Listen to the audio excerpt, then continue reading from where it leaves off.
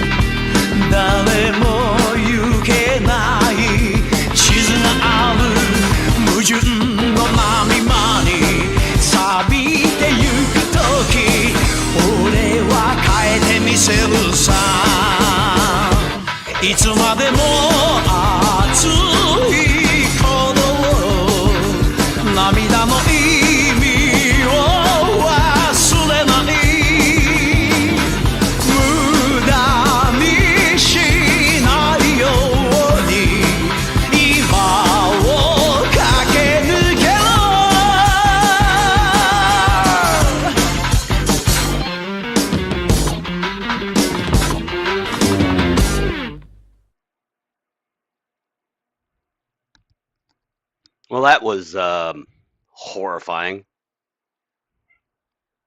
Oh, I never even heard about this. What? So Yeah, some nigger just murdered a Ukrainian refugee. Okay. yeah, pretty much. Okay.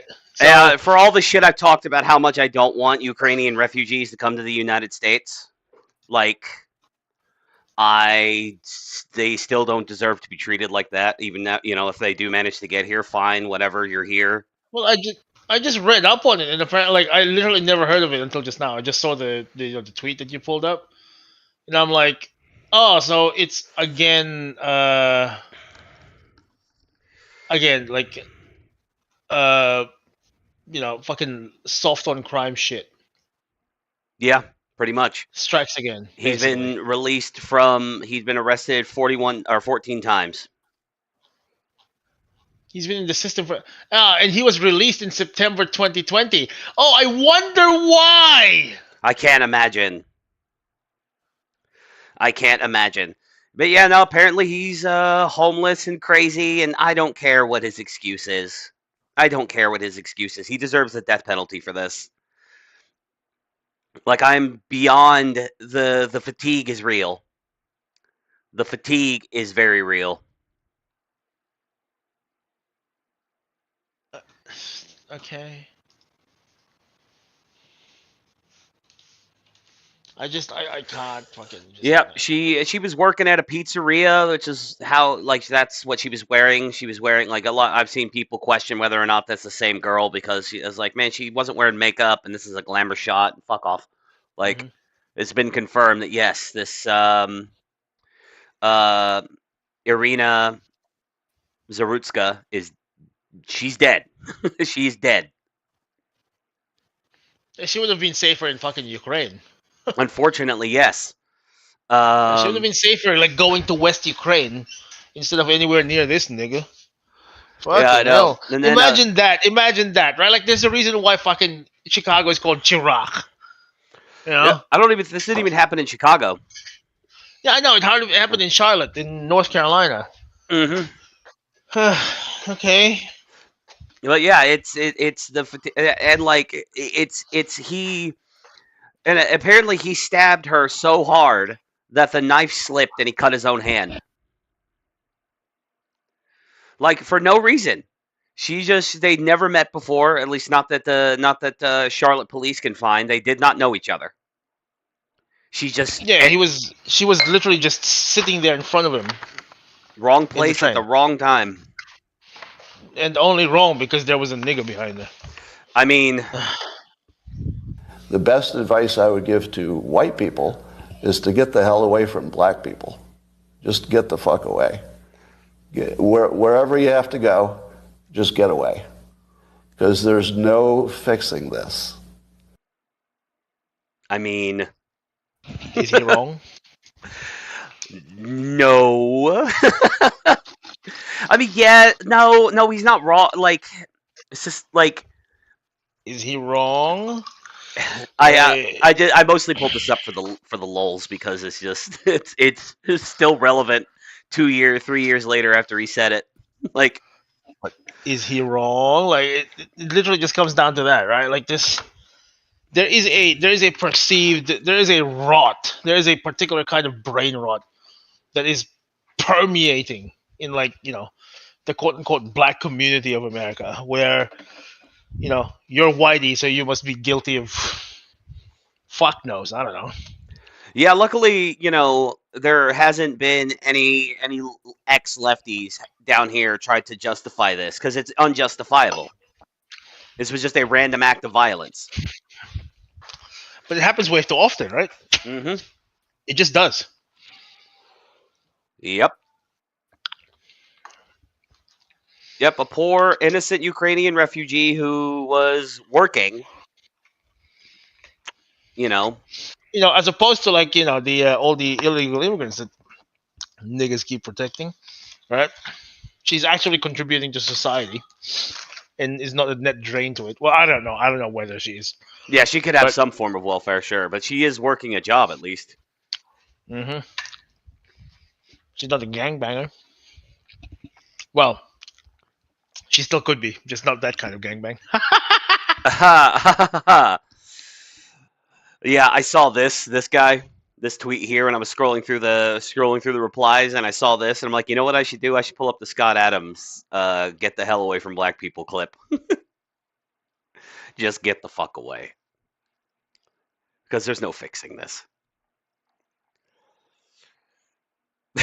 And again, is he fucking wrong though? Like, I hate to is he say wrong? that, like, every day it becomes less and less obvious that, like, I mean, for context, I know you know this, but whenever when he wrote that or when he said that, he was referring to a poll that he had read.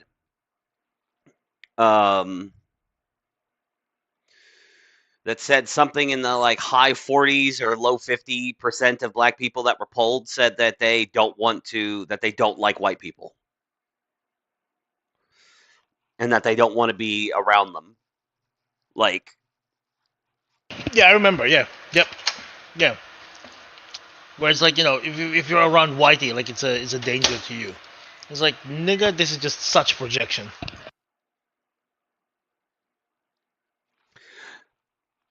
And what's really funny is it's like if you compare high black areas to high white areas, is like you'll find that the crime rate is usually about the same, but you have to dig into what crimes are actually being committed. In majority white areas, yes, the crime rate, if you just say crime period, it's about the same. But then, like, for instance, in the area I live in, if you look, our violent crime rate is actually pretty low. We have a lot of thefts, breaking and entering, because we have a lot of empty houses. People breaking in, vandalizing things, stealing stuff. Nobody wants to break into a house when anybody's home, so because nobody wants to get shot, so they break into houses when no one's there. A lot of theft, a lot of drug crime. But even then, like we don't have, what we don't have around here where I live? We have we have like meth cooks and we have pill dealers. You know what we don't have? Rival drug gangs who fight over territory.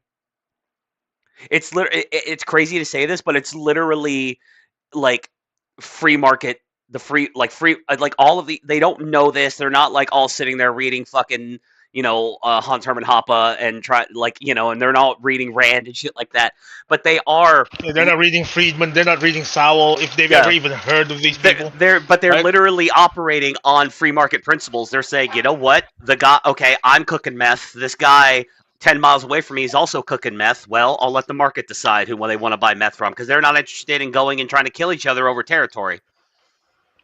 Mm-hmm. Like, have those things happened? Probably. You never hear about it.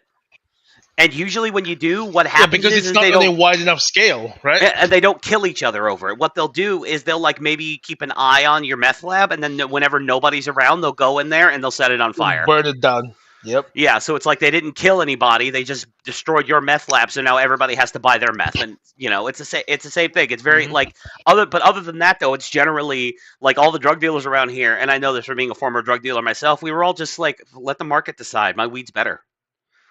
It's like, my weed's better, my prices are better, and everybody's going to come to me. And there was just none of that, but yeah, it's $13.50, dog.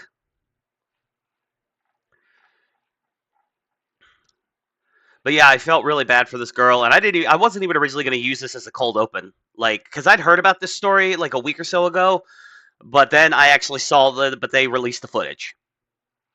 Edited, because they took out the actual stabbing. I'm sure that footage will leak out eventually. Like, you see the wind up, but they took out the actual stabbing, because like I wasn't interested. And to be frank, I just wasn't interested in seeing a innocent, pretty white woman get brutally stabbed to death by a black guy. Like, I didn't really feel like seeing that part. And then of course, like, there's a lot of people saying like, all the guys around, nobody stopped him, nobody did anything. But like, look what happened to Daniel Penny and Kyle Rittenhouse. Like, well, number one, how could anyone stop it? It literally happened in a fucking split second. He was just sitting there, then he stands up and stabs her. Yeah, and then nobody tried to detain him afterward. He had a knife. Most of these guys didn't have knife. Like, these guys probably weren't armed. Like, what are they supposed to do? I mean, a bunch of dudes could have tackled him and beat the shit out of him. But again, like, look what happened to Daniel Penny. Yeah. Now, granted, Daniel Penny and Kyle Rittenhouse both got, they got acquitted, but that's not the point. They both ended up having to, spend a year or two of their lives. It became national fucking sensations. Like, Kyle Rittenhouse is never going to be able to walk into a black neighborhood ever again. No, probably not. Probably not. Yeah, like, I felt just it's a shitty story. It sucks for her family. It sucks for her. I genuinely, I don't know if North Carolina is a death penalty state, but I think this guy should be up for the death penalty if it's on the table in North Carolina. And I don't care how mentally ill he is. I don't care about how tragic his backstory is. I don't care. This guy has no business being on our streets. He has no business, and he has no business, as far as I'm concerned, breathing the same air that I do. Knife to the neck, dump his body in a pit. I've completely come around to your methodology. Oh, nice. I was about to say, I'm like, oh, you're actually, yeah, okay. Knife to the neck. Yep, knife to the neck. Dump his body in a pit. Once the pit gets full, cover it with dirt, dig a new pit. No, why would you cover it with dirt? Oh, well, because the smell. Or kerosene all over it and just fucking. Oh yeah, burn it down to bones. Okay, so you can extend the life of a body pit for years by doing that, but eventually it's going to get full of bones. No, bones disintegrate at the 1500 Fahrenheit. Okay, so eventually it'll get full of ash. I don't know. No, ash gets reintegrated into the ground pretty easily. That's the thing. Oh, fair enough. Okay, It fine. becomes, you can literally turn it into farmland afterwards too, because ash is very rich in nutrients. Yeah, it'll fertilize the. Yeah. Okay. Yeah. No. Fair enough. This guy's name was DeCarlos Brown, by the way. He was 34 years old. And he'd been He's the same age as me. Fucking hell. He'd been arrested 14 times. He had multiple felonies, and Yeah, he was let out of prison in 2020. September 2020. I wonder why. Yeah, he probably did. He probably was one of the COVID releases. Was all like, oh, COVID. We got to get our prisons are overcrowded, and that's a hotbed for COVID. So we better release all these fucking violent people back onto the streets. Oh no, they reoffended. Who could have saw this coming? It's like, dude, do you really give a shit if the violent offender die of some disease? Like, I don't see myself thinking that. Like, I don't understand where is this coming from, I don't know either.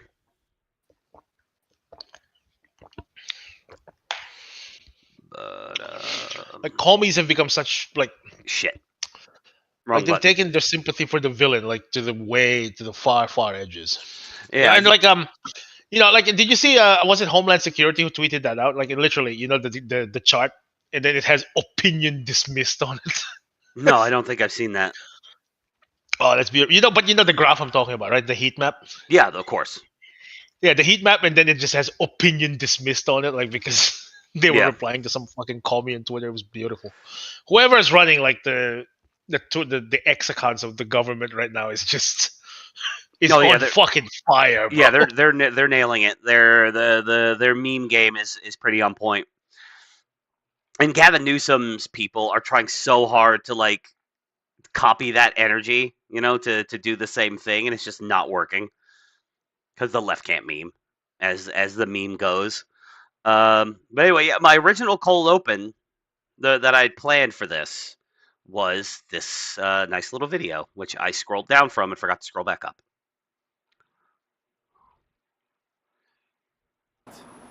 I'm here today outside. Good morning, citizens of Ireland. I'm here today outside the office of the Taoiseach in Taoiseach, where we are over 200 days into the formation of current government. In these times, this government has cost us our peace of mind, our security, our hope for the future, and the general well-being of Irish citizens nationwide has decreased dramatically, whereby we have seen the homelessness of Irish children risen to levels unprecedented, proving this government's refusal to abide by and respect our proclamation, and where all children of Ireland are to be cherished. Instead, our children abandoned. This incompetent failure of future generations has been accompanied with an intense influx of mass migration into an already severed system. Our tourism has sharply declined, while danger on our streets has risen. Ireland, as a master of martial combat, a solution-driven man, you will hear me speak on a problem but once, then it is action towards solution. I urge all our citizens to be of the same. Today, Ireland, I am outside these gates of these appointed officials, but as your head of state, you empower me to enter these buildings on your behalf. A president face to face with government officials with only one priority: to ensure that the country our founding fathers gave their life for is strictly adhered to on behalf of its citizens. Ireland, under my tenure, the will of the people will be heard. Ireland, under my tenure, we will return important articles of our Constitution prior, and thus again aligning with Padraig Pearse's proclamation, in that we declare the right of the people of Ireland to the ownership of Ireland and to the unfettered control of Irish destinies, to be sovereign and indefeasible Irish men and Irish women, in the name of God and of the dead generations from which she receives her old tradition of nationhood. Ireland, through us, summons her children to her flag and strikes for her freedom. In the name of the Father, the Son, the Holy Spirit. Amen. Based, actually. Conor McGregor is officially throwing his hat in the ring after flirting for years with running for president of Ireland. He's actually going to do it. Based. And he has the support of the Musk. No one will fight harder for the people of Ireland than Conor McGregor. He has the support of Elon Senpai. Elon Senpai, yes, truly. But yeah, this is from Conor's official, his actual Twitter account. Citizens of Ireland, the time for real change is now. As president, I will not sign any bill in law until it goes back to the people first. If you want to see my name on the ballot for the presidency, I urge you to contact your local county councilors today and ask them to nominate me, which is how their presidential system works. You have to be nominated by county councilors, not by the people. Okay. Our councilors are the backbone of our communities. They work harder and deliver more for the people than those in the I don't know how to pronounce that, some Gaelic ass shit. Who continue to Gaelic shit. Like Oriactus, forgive me, I don't know, Gaelic, some Gaelic gibberish, who continue to fail this country time and again. If you are a counselor who feels your voice is ignored, your hands tied, and your community overlooked, then I ask you to stand with me. Nominate me, and I will give you the platform and power to be truly heard. If you want to vote for McGregor, it starts now. Call your local counselor today and demand change. And then he says he's got a thing down here in Irish Gaelic. So I'm sure. I think that's supposed to be Irish Gaelic for the Father, the Son, and the Holy Spirit. Because shocking absolutely no one, Irish patriot Conor McGregor is also Catholic. This is also Catholic. Yeah, right. Like, wow, that's... Okay. Yeah, it's a shocking turn of events here. The Irish guy's Catholic. But, no, I think, Trump might have kind of unlocked a populist wave. Yeah, but I mean, led by non-politicians. Where he's inspired these people who were not politicians to go, no, it's gonna take someone like me, because here's the thing. As much as I would like a regular Joe Schmo to rise up and be like a genuine regular guy who wasn't like a previous celebrity like a Donald Trump or not gonna happen. Yeah, no, you need a guy who already has, who isn't a politician. Level of name recognition. It has enough of enough notoriety to be someone that people talk about. Yeah, and Conor has come out very, very strongly against the mass migration to Ireland, and he's made it a big part of his platform. As far as I'm aware, he's always been against all that shit. So yeah, he has, and it's kind of and again, we've talked about stuff like this before. We've had minor disagreements about it, about whether or not the British Islands should lean into, I don't want to call it ethno-statehood, but understand that these islands belong to these people. It is their country. It's the birthplace of their indigenous cultures. They are a particular people from a particular place who speak a particular language, and they are being invaded. And I don't disagree with that. Our disagreements stem from whether you can become at least civilly. We talked about Kemi Badenoch and things. Yeah, civic nationalism. Yeah. Yeah, but I mean, I'm going to take an L on that. Kemi is looking like she's just another poison pill. So yeah, it seems to be, and I liked her too. And same thing with Priti Patel. We get suckered in by these based brown ladies, and then they end up just being more of the same. Yep. Like, we live in a world where Liz Truss is actually probably the most based woman in UK politics. That's horrible to say. Yep. Yep. And, Because like they're the thing is, like, the interview she did with the boys from the Lotus Eaters and Connor and all them, it's like, man, she sounds almost reasonable. Yep, there's a Yeah. reason why they had to oust her. It's like, oh shit, Yeah. she's gonna cut taxes? Get her out of here. Yeah, that's fucked, man. That's genuinely, legitimately fucked. Yep. Get her out of here. Well, the great thing about parliamentary politics is it wouldn't be the first time in at least English history that like a person left in disgrace only to Mhm. come back later and retake power. Like it happened to Churchill. Mm. He was kind of ousted after World War II, and then he came back in the 50s. You know what I mean? Whatever it was, 56, 57 when he got reelected.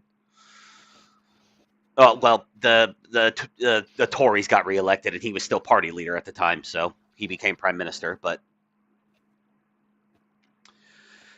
yeah, no, it's and again, like he even specifies that like tourism is down, which means he doesn't he doesn't want to turn Ireland into an ethno state that like no Browns are ever allowed to come in. It's like, for fuck's sake, come visit, like come see the rolling hills, but Jesus Christ, don't stay here forever.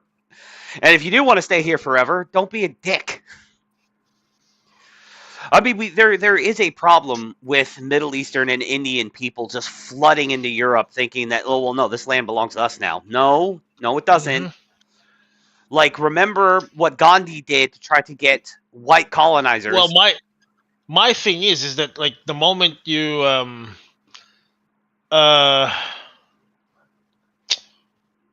what is it? Yeah, like, this land belongs to us now, and it's like, okay, and then so I don't agree, but if that's gonna be the thrust of your argument, I never want to hear you talk about colonization ever again. Exactly. I I was won't just hear it. about to get into that. It's just like, I won't hear it. Like, Gandhi's a national hero in India because he, led the charge that got, the British to leave and, got the colonizers out of India. And now here we are, whatever it is, 60, 70 years later. And now they're like, oh, time for, reconciliation. It's just like, or not reconciliation, fuck me dead. Time for time for retaliation. reparations, basically. Yeah. Reparations and retaliation. Yeah, it's just like, It's like, we are now going to colonize your countries. It's like, well, hold on a second. How about no? Like, hold on a minute now. Don't Mhm. don't be a cunt.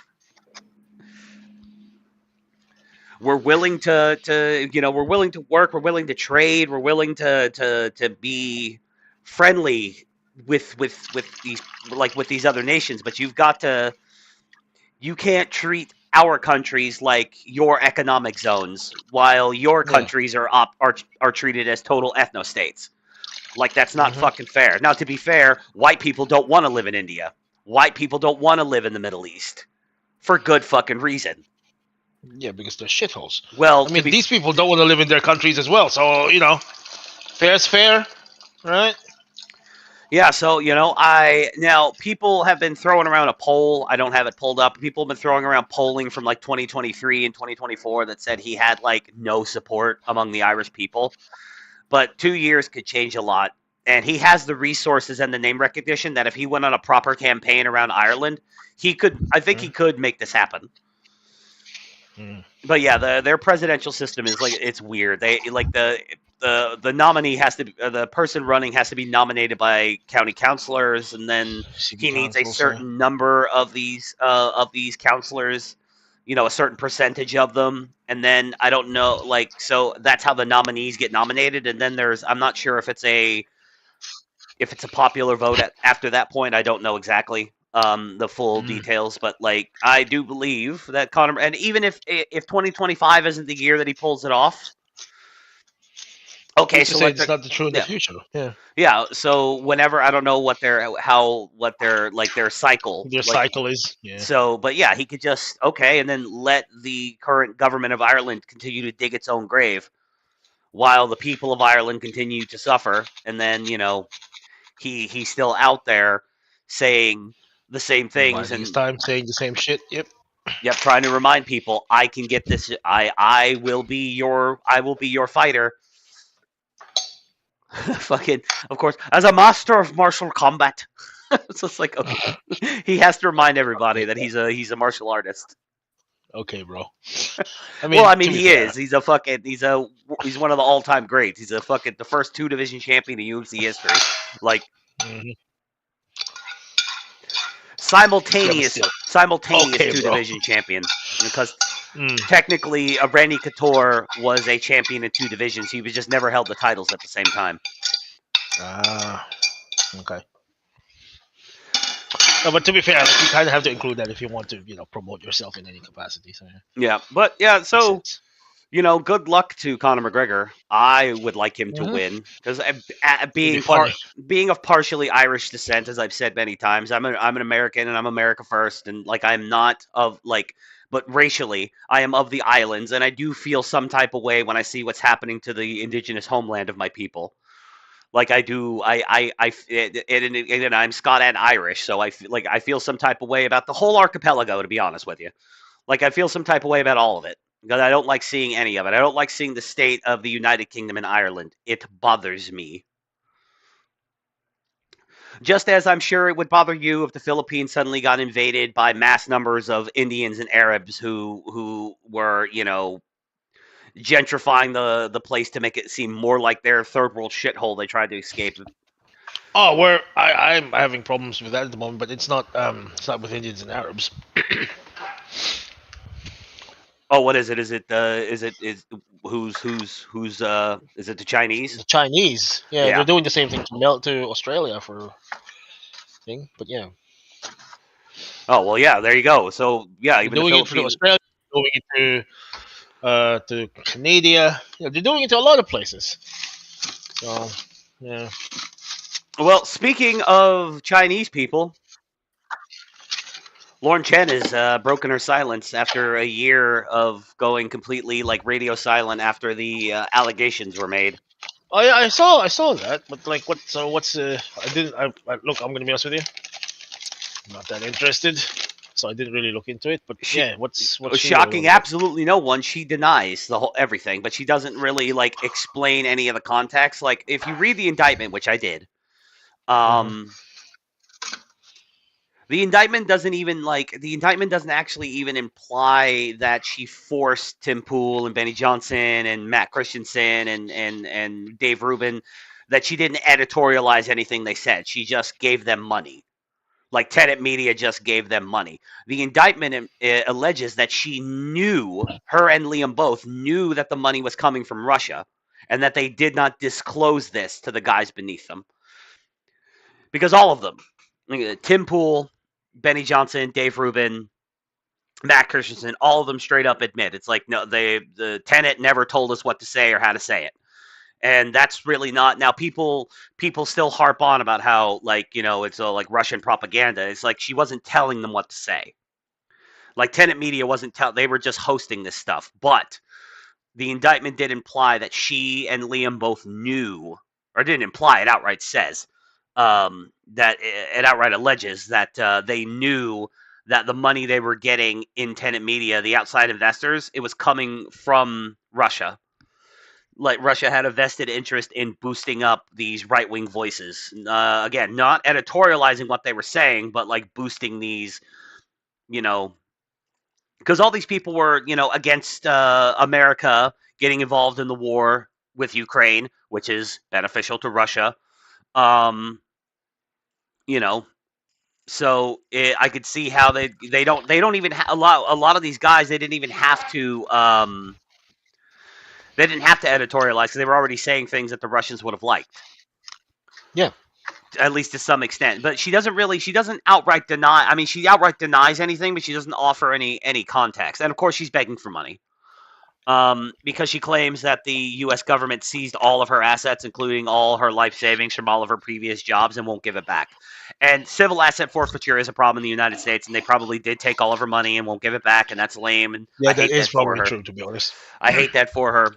But also, what is up with e-thoughts using their children as props? It's just a thing. Here's the Just a thing. thing. Say what you want about Dave Rubin and how he came across his kids. Other than the ultrasounds announcing to the world that he was about to have children, I have never seen Rubin's boys. Never. Not once. Mm. I'm just saying. Never seen him. Tim Pool has a kid now. You ever seen Tim Pool's baby? No. But like that's literally the first picture she posts is look at me and my babies. Of course, one of them has the, one of them, gets to have their identity protected.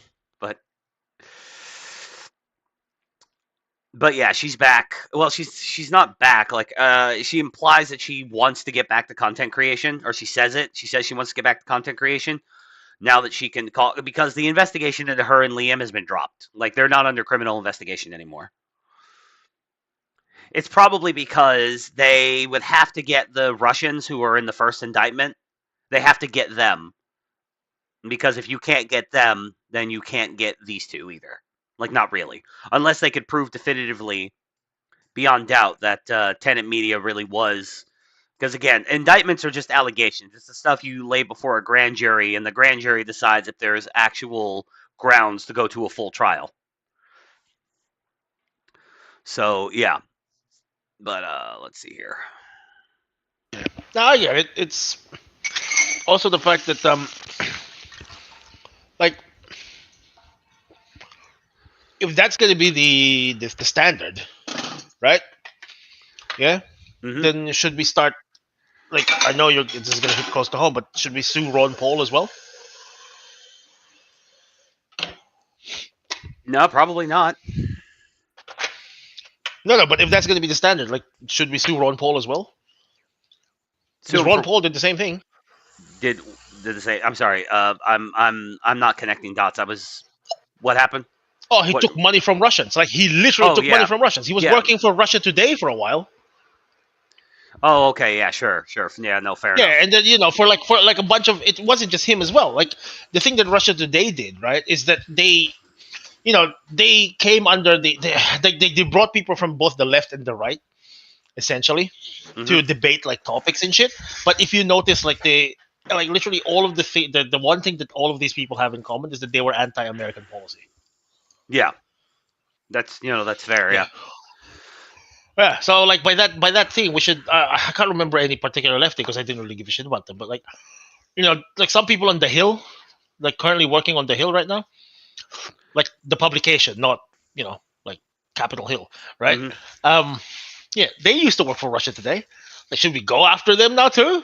Like, this is the same thing that like they're trying to bring Lauren Chen down for. Yeah, well, I mean, again, it's less that she, like, if she was just working for Russia Today, that would be one thing. The allegations in the original indictment implied that she knew that this money wasn't coming from Russia Today; it was coming from the Kremlin. She knew it. She lied to all the contractors she hired, or whatever she had, all the contractors she had with Tenet Media. Because, like, and according to the indictment, Dave Rubin specifically said, "Who are these investors? I want to know. I want to meet them." And they were basically smoke screened, and Dave Rubin never actually got to meet them. Nobody got to meet them, and that's, again, if we're taking the allegations in the indictment in any way seriously. Dave Rubin wanted to meet them. He was the one who seemed to be asking the most questions, like, Lauren, where did you suddenly get all this money? Who are these people? You got some French guy in here I've never heard of. He was the guy that's like most like, You've got, he's like, now to be. Of course, the Jew is the one who's most suspicious of the money, right? No, but he still. Here's the thing: he still took the money.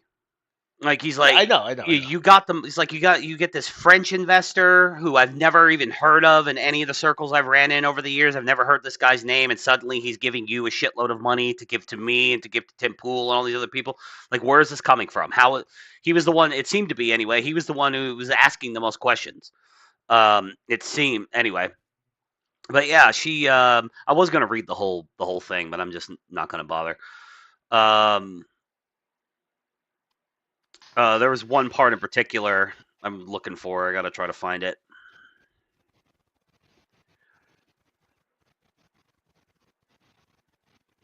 To be clear, my commentary was never shaped by any outside parties. See, now that's the thing that she says, and I don't necessarily believe that because right after she started. Now, I'm not one of those people who thinks that everybody who disagrees with me is funded by Russia or Qatar. Like, I'm not one of those people. But it is interesting that Lauren Chen started Tenet Media, then suddenly, completely out of fucking nowhere, after never really doing this stuff before, suddenly became hypercritical of Trump. Up to the point where she told people not to vote for him because she was tired of him pandering to blacks, Mexicans, Israel, blacks, Mexicans, Jews, and baby killers. And gays. Blacks, Mexican, Jews, gays, and baby killers. So suddenly she suddenly became hypercritical of Trump, told people not to vote for him, and became super Jew pilled, and it happened and like became really friendly with Lauren Chen.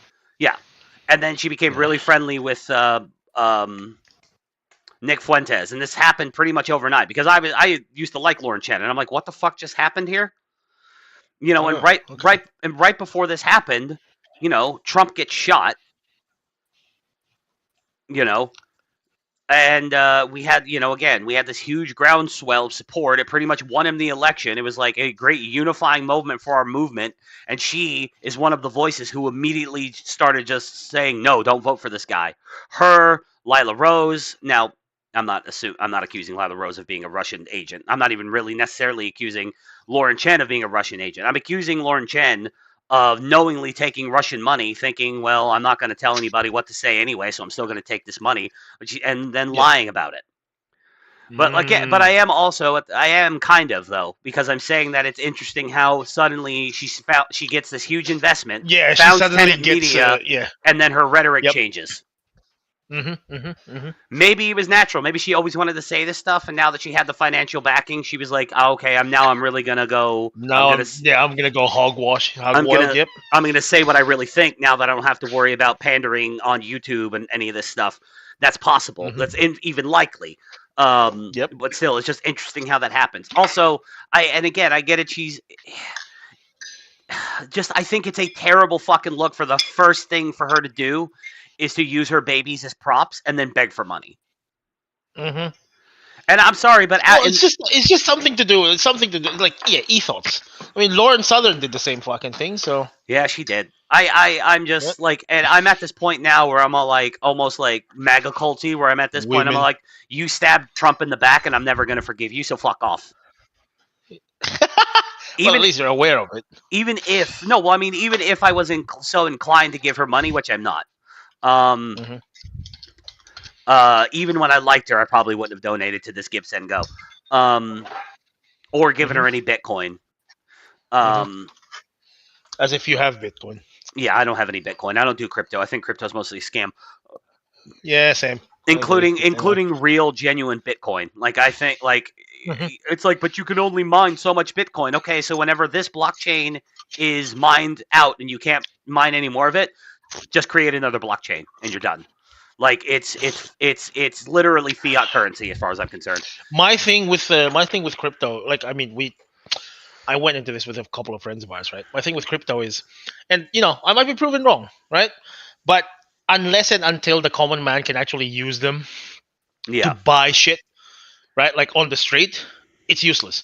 And at that point, what's the difference between that and central bank digital currency? Yeah, the only people who have Bitcoin right now are people who bought in super early when it was it was worth pennies, and they held on to their Bitcoin until today, which now a lot of them are multi-millionaires, or people who are so wealthy that whenever Bitcoin blew up, they were able to get in. Like, it is gatekept now, effectively, or it's not gatekept. It's the common man is priced out of Bitcoin, and then the shit coins continue to ruin. No, but even if it wasn't priced out, like until and unless you can buy shit with it, like you walk into the store and buy Bitcoin. Some businesses are they're doing that. They're Yeah, I know, but like I've seen Bitcoin ATMs. Yeah. Right, but at the same time though, it's like, okay, you still need to convert it to what? To what? Oh, that's right, dollars. Dull hairs. So, what's the point? Like, that's ultimately the thrust of my thing. Now, I might be monumentally stupid, right? Like, it's, fuck knows. Like, that's like a condition of listening to us. Is that like, please accept that we're retarded. We are very retarded. This is not financial advice. Yeah, but like, unless and until that happens, I don't see it being a thing. Because at that point, what's the difference between that and central bank digital currency? Like, if someone can explain that difference to me, then great. I might be willing to change my mind on it. But until then, I don't. The whole thing just seems like a fucking scam. I tend to agree, but no. Even if I was so like, even like, I wouldn't have given her money before, even when I liked her. But I especially wouldn't do it now because, again, in the wake of him being shot in the head, Trump, in the wake of this massive fucking groundswell of support, this galvanizing moment that unified our movement like it hadn't been unified since 2016. No, like nothing had been unifying for.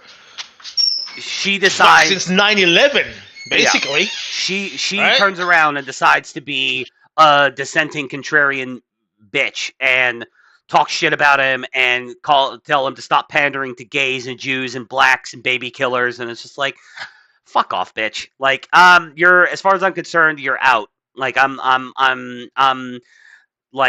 really at this point now. Like, Alex Jones, for instance, I've unfollowed InfoWars because they won't stop having Fuentes on.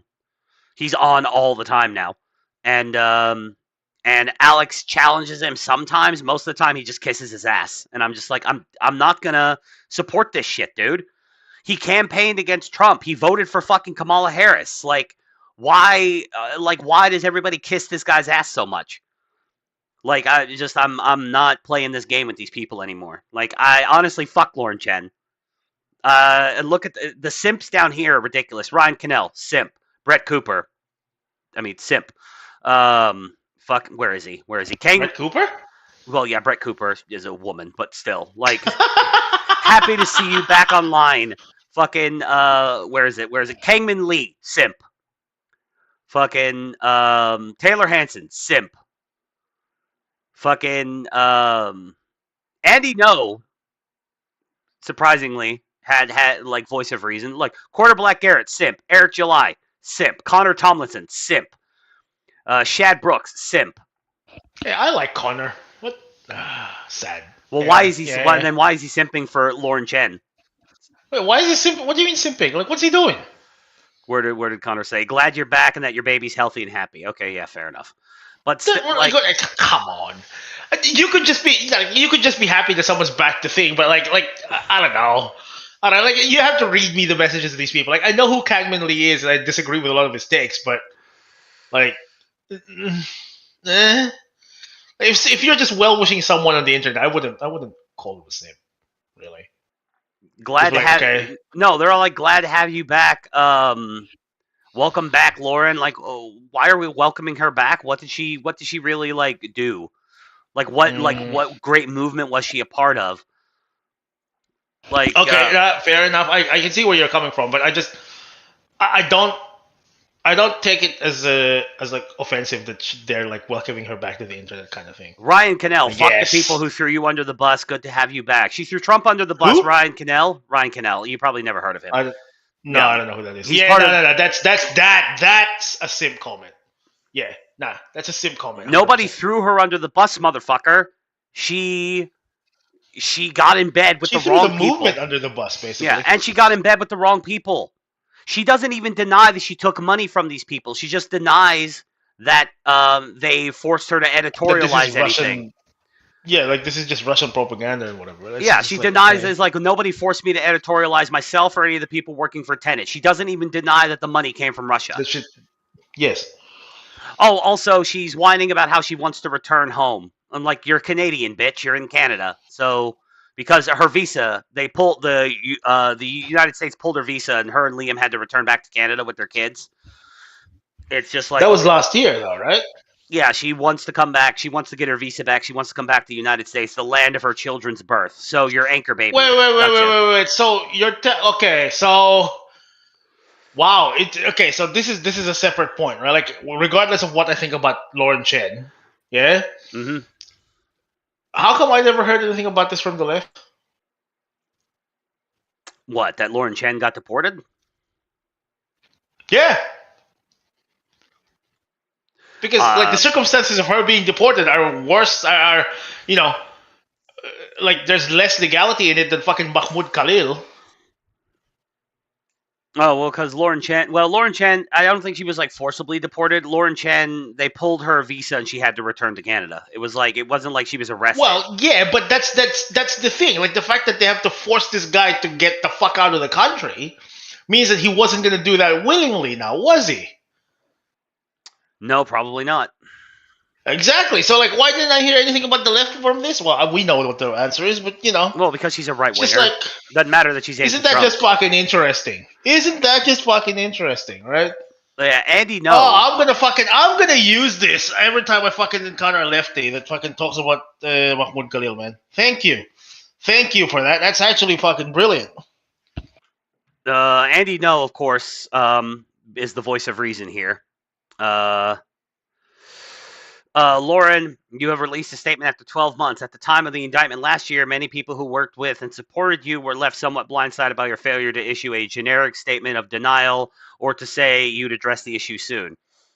I think it was horrific that YouTube would terminate all of your accounts without even being charged with a crime. I hope that you were given a fair chance at appealing. And I want to state publicly that I have met you and interacted with you in a personal capacity. I found you and your husband to be lovely people. With that said, your current statement does not address some important matters. He quotes her, says, the lengthy indictment of these individuals was largely focused on Tenet, though most of the information provided was false, inaccurate, or out of context. Can you address the alleged evidence in the indictment and say which parts are false and inaccurate? The indictment includes quotes alleged to be from you and others in the business detailing a conspiracy to take foreign state money from Russia to fund a U.S.-based media company. The indictment is extremely detailed with dates, alleged quotes, individuals, alleged bank transfers, and alleged plan to mislead some of the talent that was recruited. Yeah, that's what Tim Pool's argument has always been this entire time, right? Like he's like, we never took money from Russia because we took it from Lauren Chen. Yeah, we got exactly. And that was one of the things when he had Adam Conover on his show was that like it never happened. I'm like, okay, Tim, you're being slightly misleading here. You took money from Tenet.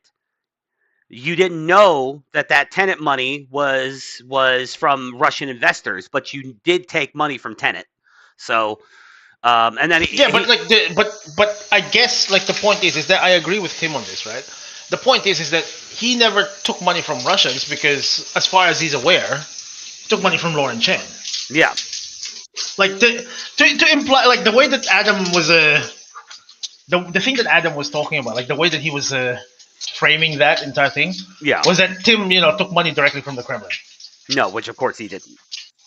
Yeah, which of course he didn't. Which is like, it's the way that the fucking. It's not just Adam. There was another like leftist kid that tried to attack them using that same angle. Yeah. And Tim was like, "No, fuck you," basically. So, it was pretty funny. Quote. You remember that? Yeah, I can't remember who it was, but I know what you're talking about. Yeah, I can't remember the kid's name, but yeah. Quote, there would be no similar press release absolving us of any of the very public and very serious allegations that have been made against us. That's unfortunate. If they dropped the charges against you, then it probably would have been the right thing to do for the Biden DOJ to announce publicly that you were no longer under criminal investigation. But under investigation, yep. The investigation may have been closed according to you, but the case remains open and the charges are still active against the two who were charged. The DOJ has not mentioned in the case to be has not motioned for the case to be dismissed and has not retracted its allegations in the indictment. However, the two charged will likely never be brought to justice as Russia doesn't extradite its citizens to the U.S. So, yeah, Andy, again, he's being kind of like the voice of reason. It's like, okay, you didn't really address anything. You just kind of said, not true, guys, trust me. Mm-hmm. But not true, bro. Trust. It does appear to be true that you knowingly took money. Now, again, I'm not accusing you of being a Russian agent. I'm not accusing you of forcing anyone at Tenet to do anything. I am kind of mildly accusing you of changing your own personal rhetoric in line with the money that you got from these Russians. And that's only because of timing. And again, it could just be I always thought these things, but now that I had backing of outside investors, I was free to say what I really thought. And that's fine. I would even without accept getting canceled. I would Yeah. accept Yeah. that as an answer. I would be all like, okay, and I believe you. But like that she Mhm. didn't say any of that. Also, Yep. I'm sorry, Canadian. America is not your home. Your anchor babies don't count. You're back in Canada. You should probably stay there. One of the slimy things I think she did was moving to Tennessee 2 months before her first kid was born, so that she had a fucking anchor baby. Like, it is the exact type of behavior she would criticize from any other ethnic group, but because she did it, it's okay. Pure hypocrisy, as far as I'm concerned. It's one of the things about her that I grew to make Wait, me what? She not moved like to her. Tennessee from Canada? Yeah. Directly from Canada. Okay. Yes. All right.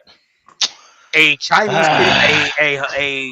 Canadian citizen and her Canadian husband moved to the United States 2 months before their baby was born, so that they had an anchor baby. They would never outright say that's why they did it.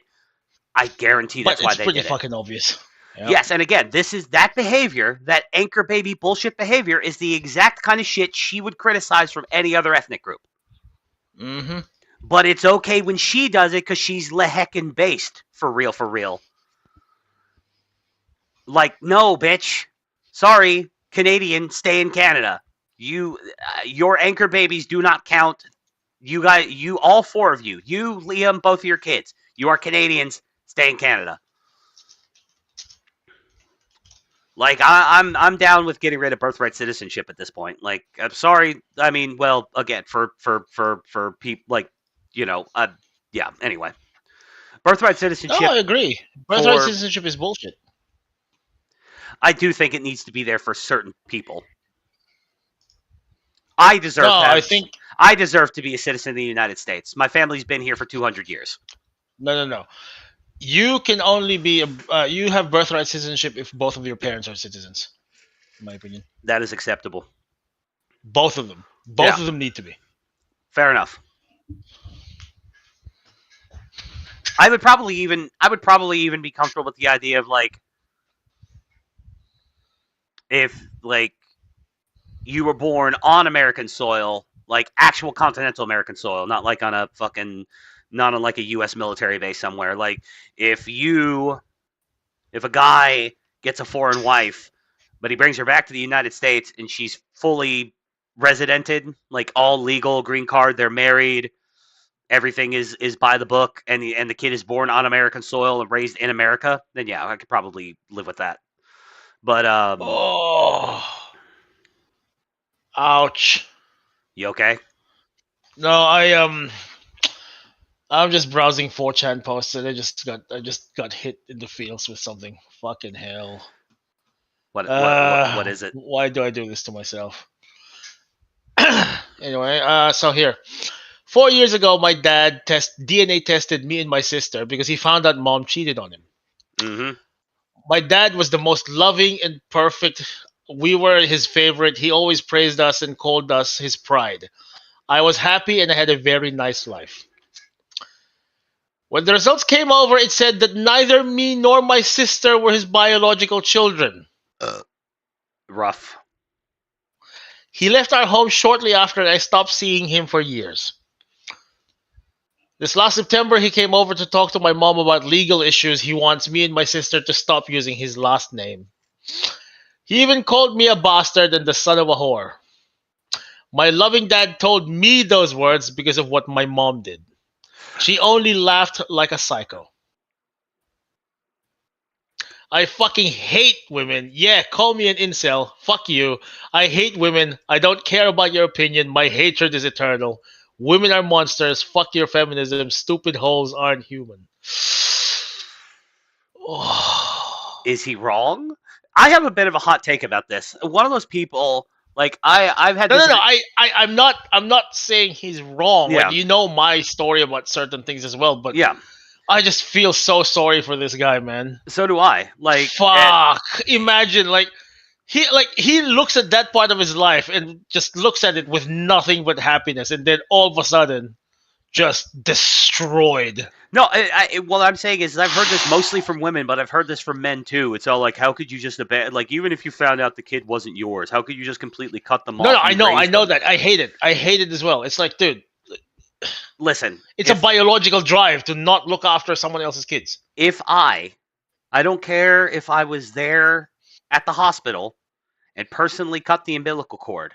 If I find out 5-10 years later that the kid's not mine, wash my hands of the whole thing. Nope. This is not my problem anymore. I sympathize with the dad in this particular scenario. I think that he's the one who got shafted here. It sucks for the kid. No, like the kids and the dad all got shafted here. Yeah. I feel bad for them. No, seriously. But not mandatory DNA tests at birth, bro. Mandatory DNA tests. I 100% agree. Just not. Think of how many marriages that would destroy. That's a self-report if I've ever heard one.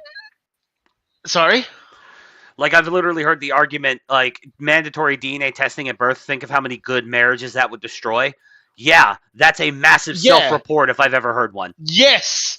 It's like, what? Massive self-report.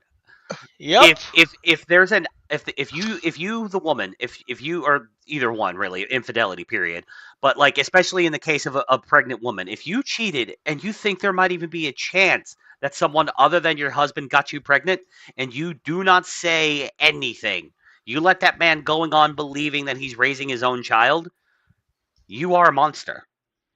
I'd say you're the same as a murderer, bro. Yeah, no, I feel bad for everyone involved except the woman. Assuming, of course, that these 4chan green tech stories are true, because a lot of them are bullshit.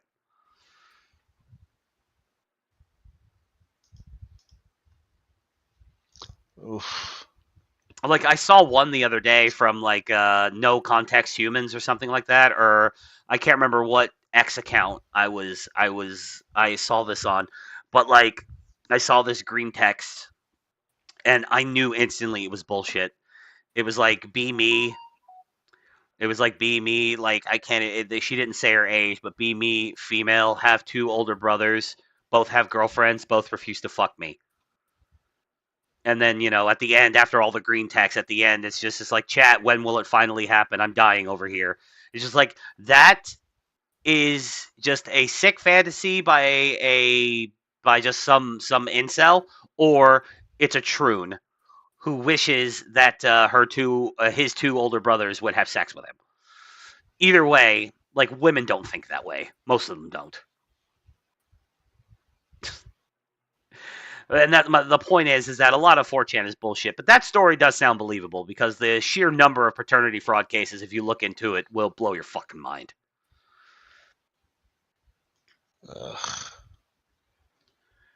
A bastard and a son of a whore. I mean, those are technically both accurate descriptors. Mean, but accurate. Anyway, so James O'Keefe honeypotted a guy working at the DOJ who claimed that that the Epstein files that are going to be released, he doesn't even deny that the Epstein files are going to be released eventually. And it does seem like they're moving in that direction. They're kicking and screaming the whole way, but they're moving in that direction. He says that they're going to redact all the names. Not all the names. They're going to redact all the names of all the Republicans that Jeffrey Epstein has connections to. First of all, I don't necessarily believe that's going to happen. But also, if you watch the video, and then if you believe the statement from the current DOJ, he's speculating. He doesn't actually know. Like, the way he says it, and I'm going to play the video in a second. The way he says it is like he's just saying this is what he expects them to do. And it's because this dude is a goddamn Democrat.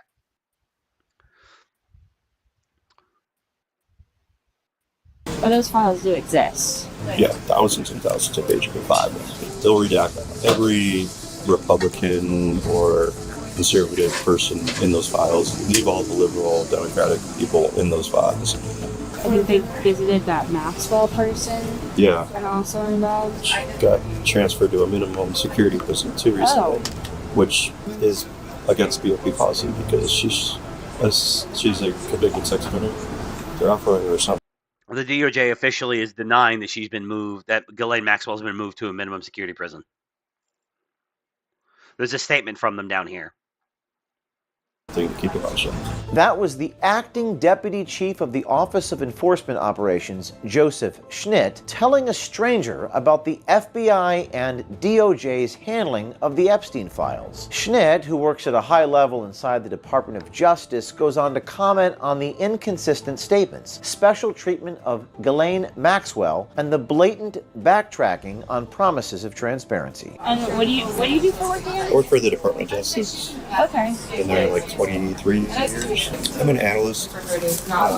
I'll be acting deputy chief of our office for a few months starting next week. I work closely with like all the federal law enforcement agencies and the U.S. attorney's offices, the prosecutors and stuff. The thing is, it's interesting. Yeah, at the time that this honeypot was occurring, he was not acting deputy chief. Because I do deal with so many of the agencies. So what was he doing? Prisons. He was just an analyst. He was going to be acting deputy chief starting the week after. That's what he just told the honeypot. Also, for once, not for once, because this happened a couple times, but it's been a while. This is like the first time that they didn't catch a gay guy with a gay honey trap. It's been a while. Usually, that's how James O'Keefe, it's usually the gays in the government who end up spilling the beans to the honey traps. Bruh. Service.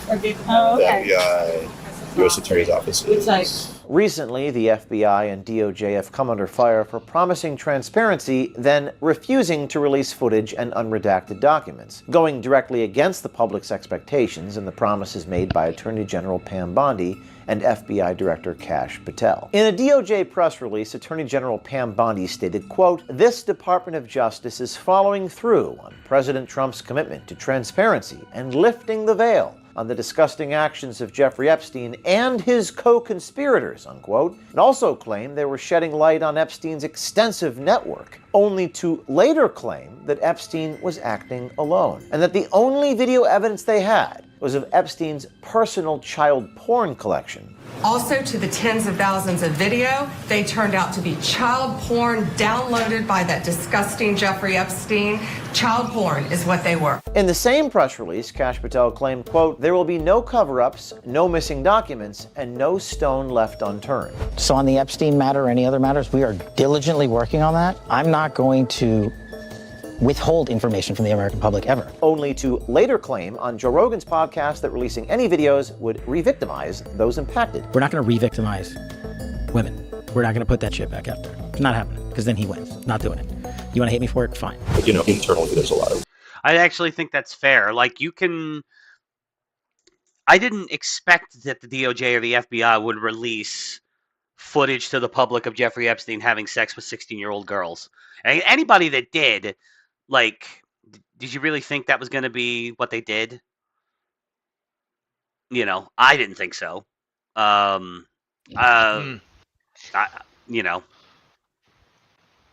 that's literally child porn. So. Even within the administration, there's internal conflict. Oh, okay. The head of FBI really wants it. Second in command at FBI has been causing problems because he's like, no, these have to be released. Yeah. So the FBI wants them out. Yep, the top two guys that are doing that. And Bonnie does it. I don't know what Bonnie wants. Bonnie wants whatever John wants. Sure. She's stupid. Why is there suddenly this internal conflict within the same administration that aggressively campaigned in 2024 to fully release the Epstein files to the American public? What new revelations did the DOJ... That's not true, James O'Keefe, and you know it.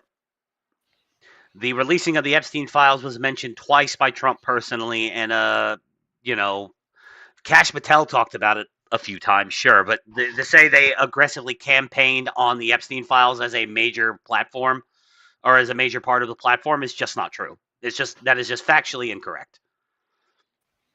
and FBI make to now say that an incriminating client list does not exist. DOJ analyst Joseph Schnitt comments on these inconsistencies and informs our undercover journalist that even if anything was to be released, it would be heavily redacted in favor of the Republican Party, indicating that this DOJ official, Joseph Schnitt, probably leans Democrat. Do you think like the stuff with Epstein will actually get released or not at all?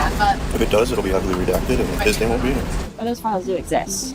There's files, Yeah. for sure. There's, thousands and thousands of pages of files. But again, if they're released in any way, it's going to be very redacted. They'll redact every Republican or conservative person in those files, leave all the liberal, Democratic people in those files, and have a very slanted version of it come out where it's like, look at what he's doing, without releasing any of their bad behavior. This is James O'Keefe. You know me for exposing the truth and holding the powerful. That's the rest of the video is basically just him shilling. So yeah, again, the guy himself is a Democrat, or at least he seems like he is. He's definitely not a Trump fan. He's everything he says there is pure speculation. He does not have an inside track, or at least he doesn't seem like it. This is like, this doesn't seem like the get that James O'Keefe normally gets.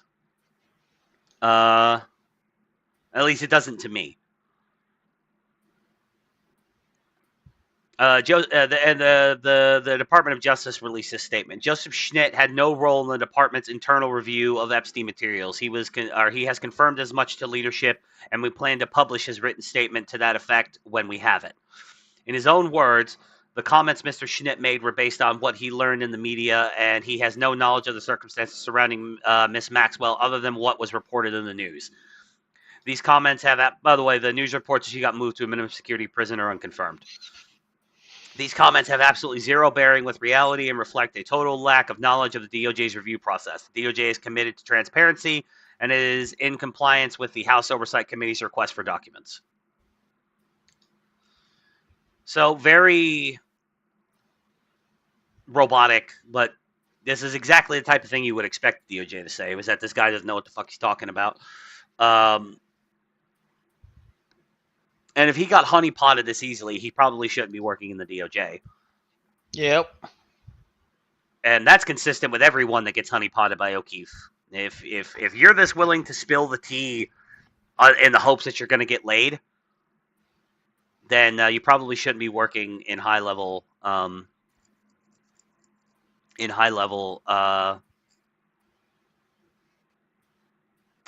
government positions.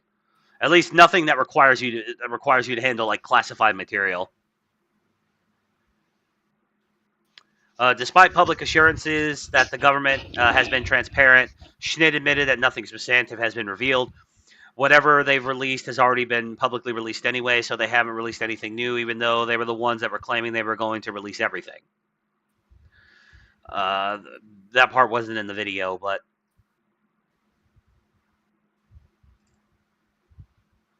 yeah, he also confirms, by the way, at least if you believe anything that this Schnitt guy says, the head of the FBI really wants to. Second in command of the FBI has been causing problems because he's like, no, these have to be released. So, it does seem, at least he's confirming longstanding rumors that Bondi is currently having like a Cold War with Patel and Bongino over Cash this. and Bongino, yeah, okay.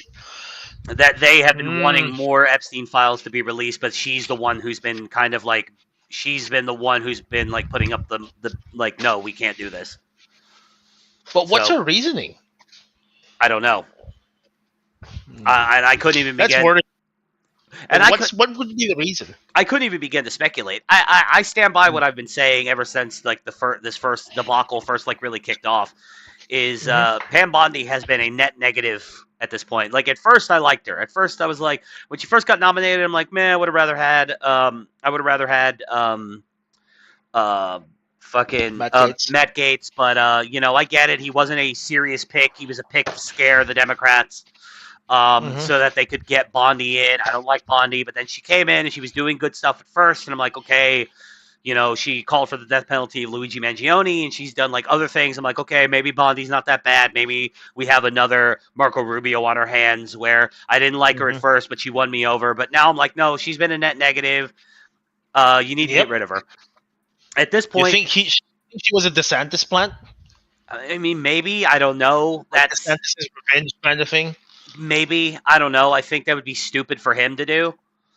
Especially if you can like properly properly link the two, it would be basically political suicide if he wants to have any opportunity to be a part of the cabinet in 28. Or even be in the running in the future. Yeah. Because like Vance and Trump are the two most popular like Republican politicians we've had in a very long time. Very long time. And they will be as well. Like I don't doubt that at all. Like they will be the most popular Republican politicians we are going to have for a long time. Trump is already the most popular Republican in history. That's already, but like I don't see that being eclipsed anytime soon. No, I don't either. So yeah, I don't know. Now, but then again, you have people acting a fool for less. So yeah, so like I do think I do think that what probably needs to be done is Bondi needs to be ousted, Kash Patel needs to be made Attorney General, and Dan Bongino steps into the role as the director of the FBI, and then Bongino can pick his own deputy at that point. But that probably would be the best course of action. Brandon Herrera, someone like well, the thing is, Kash was never like Kash was always a lawyer anyway. Yeah, I know. Yeah. So it would make more sense for him to be the director of the Department of Justice. And Dan Bongino, I mean, he used to be Secret Service, but still, he was an agent of some capacity. So that'd probably be for the best. And then between the two of them, hopefully we actually get some resolution to this whole thing. At this point, I would stand on business and say, look, I'm not releasing the videos of Jeffrey Epstein having sex. We're not doing it. That's not happening. But yeah, because at the very minimum, that's child porn. Yeah, but here is all the Epstein files, unredacted. Here you go. Just sift through them. It's 30-something thousand pages. Here you go. Have fun digging. There's nothing there. Just like the JFK files, everybody expected the JFK files to be full of evidence of the mafia or Israel, and it was like, nah, KGB. Like, nope. Turns out that he got honeypotted by a Russian woman, radicalized by the KGB. Israel wasn't even like a powerful enough country at that point to even be doing anything of that scale. No, well, and that was the funny thing about the JFK files was how much everybody was like, JFK files are coming out, Israel's going down, boys, it's happening. The Ron Paul memes began, and then they came out, and it was just like, no, there was nobody else that day. He managed to pull those shots off. I mean, I still don't believe it, but yeah, no, sure, but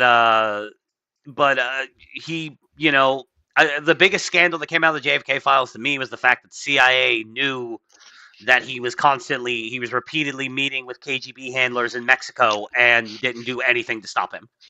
No, the biggest scandal out of the JFK files, in my opinion, was the fact that the CIA knew Hitler was still alive in Argentina.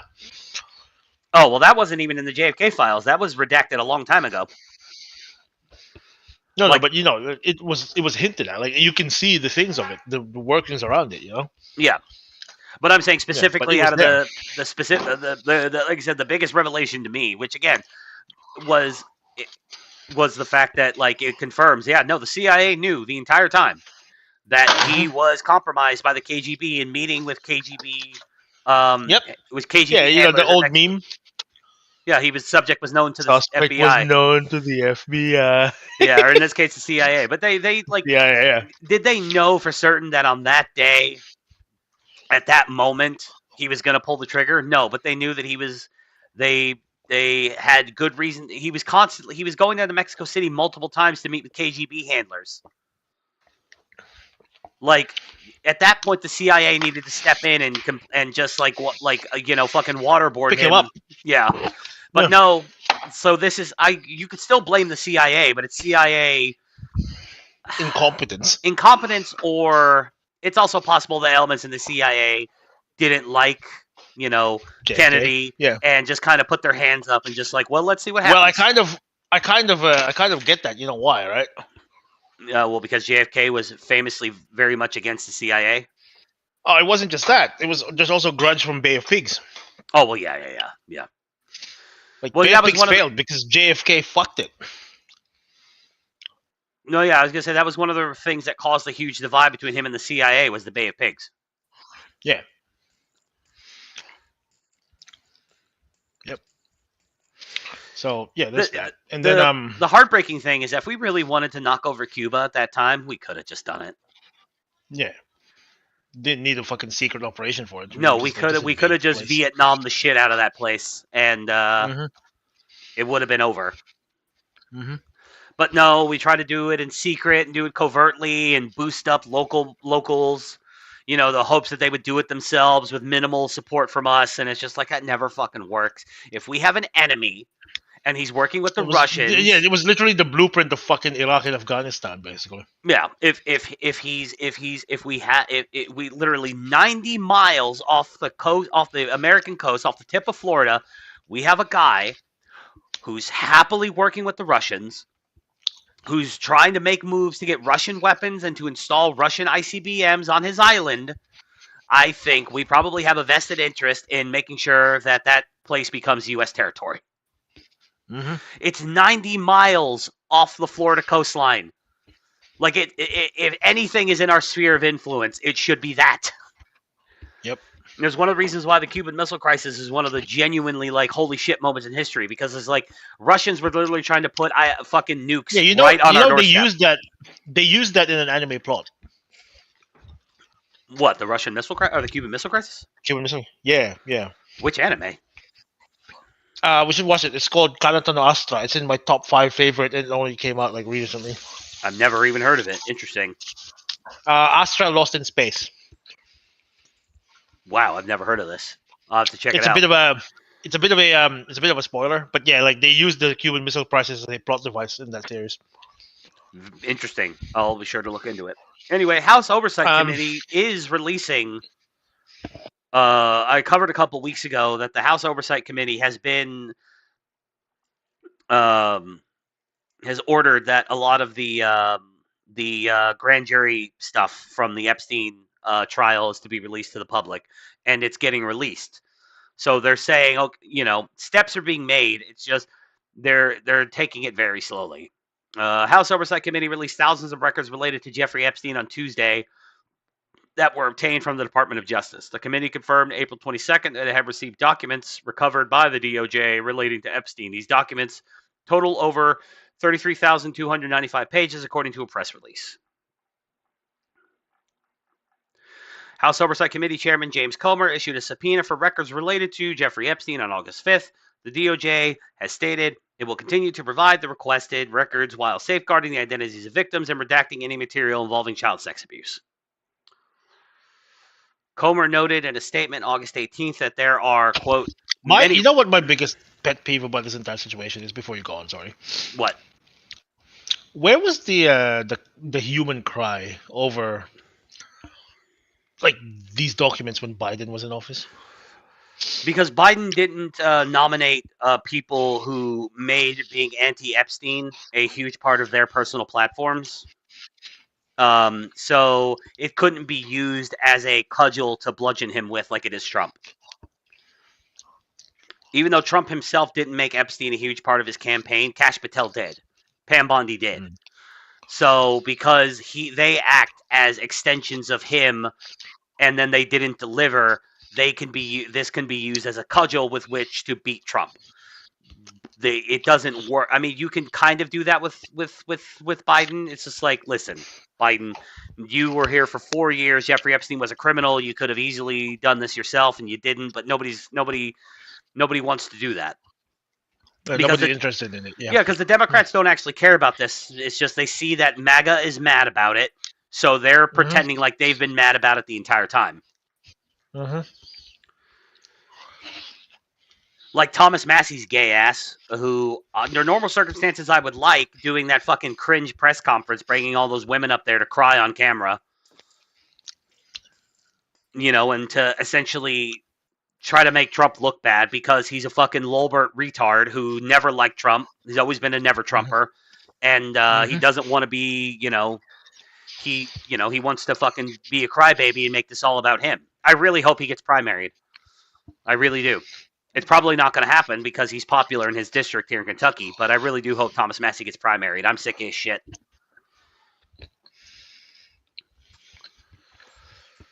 Comer noted in a statement August 18th that there are many records in the DOJ's custody and that it will take the department time to procure all the records while ensuring that victims' identities and any child sexual abuse material are properly redacted. He also emphasized his appreciation for the Trump administration's commitment to transparency and efforts to provide the American people with information about this matter. Meh. They could do better. Let's be honest here, Comer. They could have handled this whole situation a hell of a lot better than they did. Yeah, but you know what? I kind of agree. It's like at the end of the day, though, right? Like it's like what we talked about the other day. Like anyone who could probably be indicted in this case is probably all either dead or out of reach. Yeah, probably. And honestly, any evidence, any really actionable evidence has been destroyed long before Trump got into Probably office. destroyed ages before. Yeah, exactly. Yeah. In remarks ahead of former Attorney General William Barr's closed-door deposition on August 18th, Comer said the DOJ is cooperating with the committee's subpoena for Epstein files and described the DOJ as compiling documents in a good faith effort. The file transfer came shortly after the DOJ released its July interview with Ghislaine Maxwell on August 22nd. Attorney General Pam Bondi, the same interview where Ghislaine Maxwell straight up admits that Trump is not in the Epstein files and he was not a client. Mm-hmm. Attorney General Pam Bondi, which of course people said she was, told to say that by the Trump administration. It's like, hey, you lie for Trump. Attorney General Pam Bondi directed Deputy Attorney General Todd Blanche in July to meet with Maxwell and answer questions related to Epstein. So, yes, the documents are being released. It's just they're on that note, right? They're taking their time. Let's say that there were documents that weren't destroyed when Trump first got into office. Mm-hmm. Who's to say that they weren't destroyed after Trump left office during Biden? Well, yeah, when I say when Trump took office, I mean in 2025. Like, the Epstein files would have been, like, they had 4 years where they could, basically 4 years of Biden administration where they could destroy evidence willy-nilly. Yep. With no oversight from the Biden administration. So. Mm-hmm.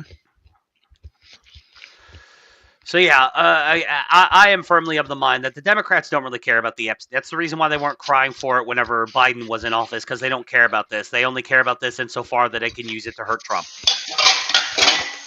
And this and the whole flag burning thing, which I don't have anything pulled up for it because I think it's kind of a nothing story. It's gonna get challenged by SCOTUS anyway, and I think it'll get struck down because it is a free speech violation. I don't think it is. I think it will. No, it is a clear First Amendment violation. No, it's not. Flag burning, as much as I don't like watching shit libs and communists burn the American flag. It is free speech. Nope. I don't agree. On what grounds is it not for protected free speech? Because we had blasphemy laws and flag burning laws in all states to some degree up until 1989. Like within your life. Sure. There were laws against that shit. Those laws were wrong also. Nope. I don't agree. And SCOTUS upheld this SCOTUS ruled on this already. That's the other thing. They've already ruled that flag burning is protected speech. I think it shouldn't be. So just the American flag, or am I not allowed to burn any flag? Just the American flag. Because why? You're in America.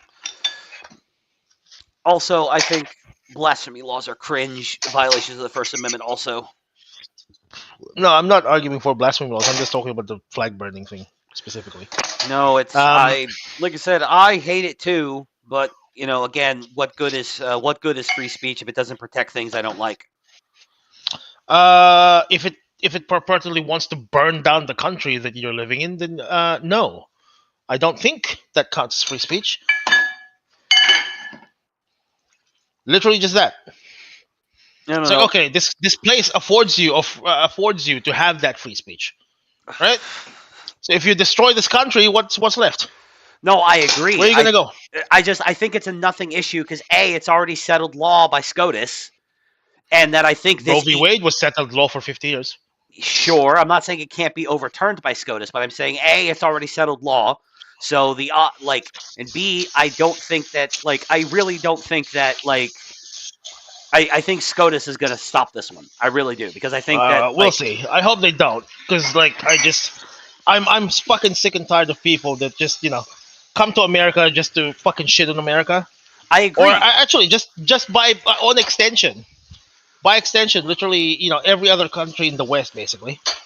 Sure. Like you live here, or you may have been born here, and all you fucking do is shit on this. Fuck off, then. Well, but fuck off. So seriously. Morally, I agree. The problem. Okay, so let's look at first of all the liberal judges are going to vote to block this despite Trump. Barrett, who prides herself on being a strict constitutionalist, is going to block it on First Amendment grounds. We'll see. And then at that point, it depends on. At the end of the day, it is a pipe dream on my part. Yeah. I just don't think that it's I'm about as much as a free speech absolutist as you could basically get. Yeah. Right. But nah, we're talking about the symbol of the country that the only country that basically has anything anywhere near the kind of free speech protections that the U.S. has. I agree. And no, if you're going to tell that, if you're going to tell me that the country should stop existing, because that's what you mean by flag burning. Sure. I don't disagree with any of that. No, you can fuck right off. I don't care about your free speech because you obviously don't give a shit about my free speech. I agree. So yeah, nah. But fuck off. You can get the fuck out. If you participate in any flag burning, right, and you're not a citizen, instant deportation, and you will never, ever, ever, ever, ever, ever get a visa to get back to the United States. Well, if I was fucking king of America, that's what I would do. No, sure. Look, I agree with you in spirit, but I'm just saying this seems like a massive waste of Trump's time and government resources because I already know how it's going to go. No, I don't think it's a waste of time because even if this gets fought out, right? Even if it gets fought out in the courts, what is it? It's spectacle. You're gonna have to come out. You're gonna have to have people defending burning the American flag. Yeah, and it's already been done successfully. There's already precedent. That's my point. This is a waste of time. No, but because all the arguments that worked back in the first time that SCOTUS ruled on this is just going to be used again. Yeah, but not in the public arena. Look, Kavanaugh and Gorsuch might vote with Trump on this. I'm not disagreeing with you that it's probably going to get struck down by SCOTUS. Okay? Probably not disagreeing with you. It's probably going to be struck down there. Yeah? But this shit on this scale in front of the people has not been played out. It's the same reason why Roe v. Wade survived for that long, because the left has been obfuscating the facts from the very beginning. Sure. So whatever it is, this is all showmanship. I suppose. That's my problem with it, is that it's showmanship with no substance. That's my problem. But that is the substance, though. The showmanship is the substance. Because it will give itself substance because of the way that the people will now see that, so you just hate the country. Yeah, I suppose, yeah. I think that's the way I'm getting on it. It's the same reason why, in the recent LA riots, right? Right? The moment it got any level of media scrutiny, they had to switch it up and be like, wave around American flags because this looks like an invasion. Yeah, the people running the protests literally basically sent out waving Mexican flags. Hey guys, we gotta stop. We gotta start waving American flags so it makes the army look bad. Mm-hmm. The army and ICE. Even then, they couldn't fucking stop themselves. No, they couldn't. They couldn't. They were waving those half American, half Mexican flags at people. Yeah, it's just no. Ma'am. No. What happened? Is LA still burning? No. No, exactly. Because that shit got fucking exposed for what it is. It is burning, but not as much as it was. LA's always burning. There's always shit going on in LA. But speaking of Fair people enough. who hate the country, it turns out Zorhan Mamdani, his mother has connections to Hamas, has ties to Hamas. Well, she has ties to Qatar. So the Daily Mail, of course, being a Zionist newspaper, kind of. Is it actually a Zionist newspaper? I mean, it's not anti-Zionist. So you're okay, Nick Fuentes. Well, you know what I mean. Is what I'm saying is that Daily Mail seems to take the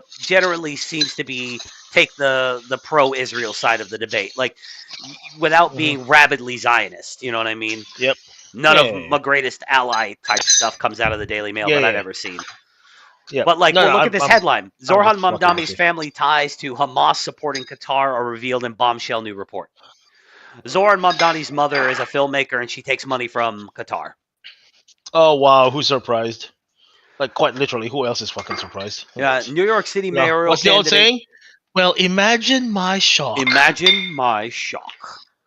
Yep. Zorhan Mamdani, New York City mayoral candidate, Zoran Mamdani's filmmaker mother has received millions of dollars in funding for Hamas supporting Qatar. See, that's the reason why I say it's a Zionist newspaper, is because they're really leaning into the anti-Hamas sentiment, which is fine. You should be anti-Hamas. I agree.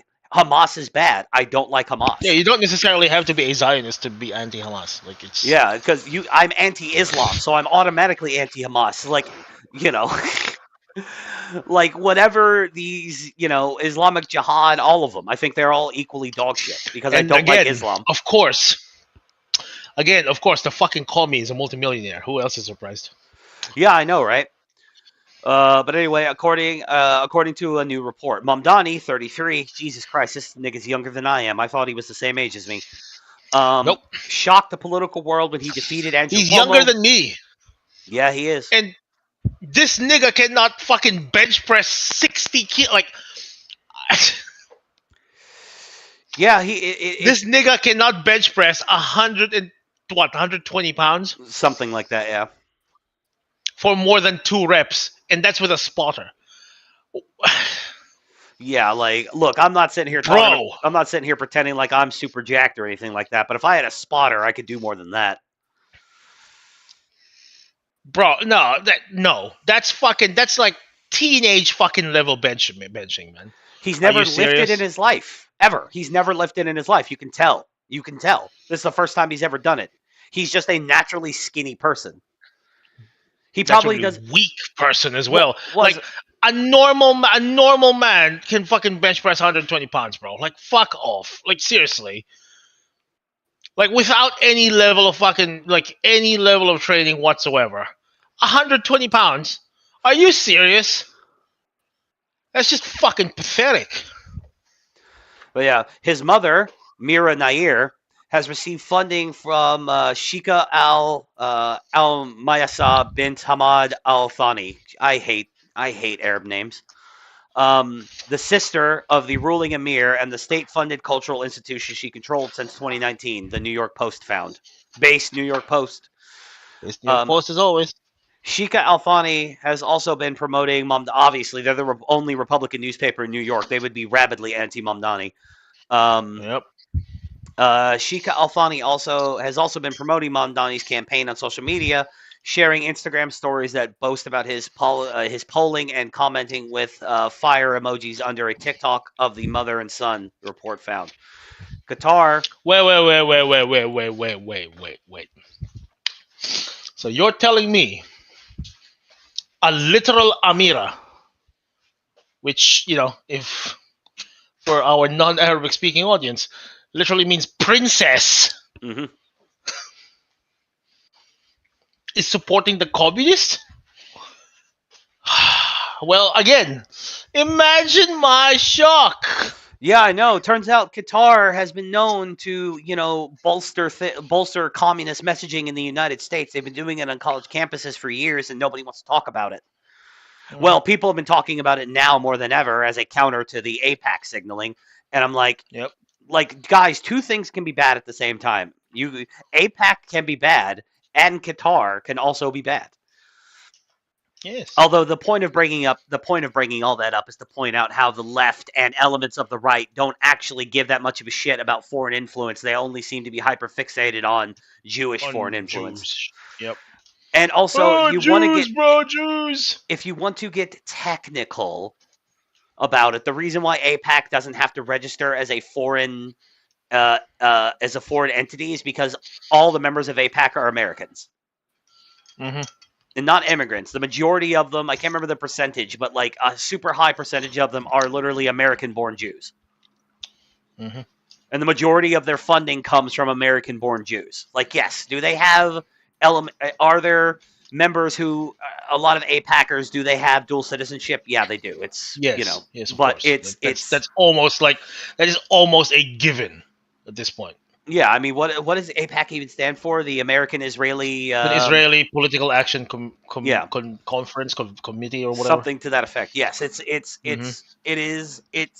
I don't like AIPAC. I do think they are Americans. They're simping. They're Americans who are simping too hard for a foreign country. Even though, like, if there was a fucking American Scottish Political Action Committee that wouldn't shut the fuck up about Scotland and was trying to constantly get Scottish politics into American politics, I would probably I'd be against that too. Yeah, and that's my people. That's why I say that. Mm-hmm. You know, it's so I agree, but like Qatar, it is almost worse. That first of all, if you actually look into it, like AIPAC isn't even in the top 10 of isn't even in like the top 10 of PACs that donate to politicians in the United States. Also, AIPAC donates to fucking everybody. Mm-hmm.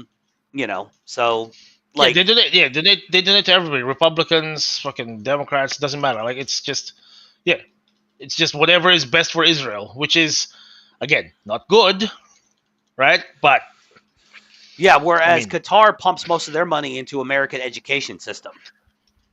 Normally higher education, colleges and stuff, which is now Qatar also has a lobbying group in Washington, of course, but nobody wants to talk about that either. So it's not, none of it's good. None of it's good. And like, I don't give a wet shit what Tucker Carlson says. Qatar is not an ally. I don't care that we have a large Air Force base in Qatar. I don't care. Qatar is, I'm not 100% certain that Qatar is an outright enemy. I would say they are. Probably, you know, considering who they fund. Yeah, you know, that's probably fair. But yeah, Qatar has been funding commie propaganda on colleges, which led directly to Antifa, leads directly to BLM, leads directly to Zoran Mamdani, and the amount of support he's able to garner from actual commie retards in New York. Yep. But anyway, Qatar, which is a constitutional monarchy ruled by Sheikh Al Thani's brother, has long been openly engaging with Hamas at the political level and acted as a negotiator between the terror group and the Israelis during the ceasefire talks. Hamas, which was designated a terrorist organization in the U.S. in '97, seized control of the government of Gaza. Another thing. Now, while they're not rabidly pro-Zionist, but they do like to play this kind of like word game where they say seize control of the government in Gaza in 2007. They were elected. Yeah, that's the thing. Like, no, that's bullshit. The fact that they said seize control. No, they didn't fucking seize control. They got elected. They were elected, and then they killed all their. Stop covering for the fucking Palestinians who are retards. Yeah. Then they killed all their political opponents and refused to hold another election. Yep. Yep. Like, there's a reason why. There's a reason why Fatah basically did the same thing in the West Bank. Mm-hmm. As in, they never held another election ever again. Because if they did, the fucking West Bank would vote for Hamas. Yep, they would.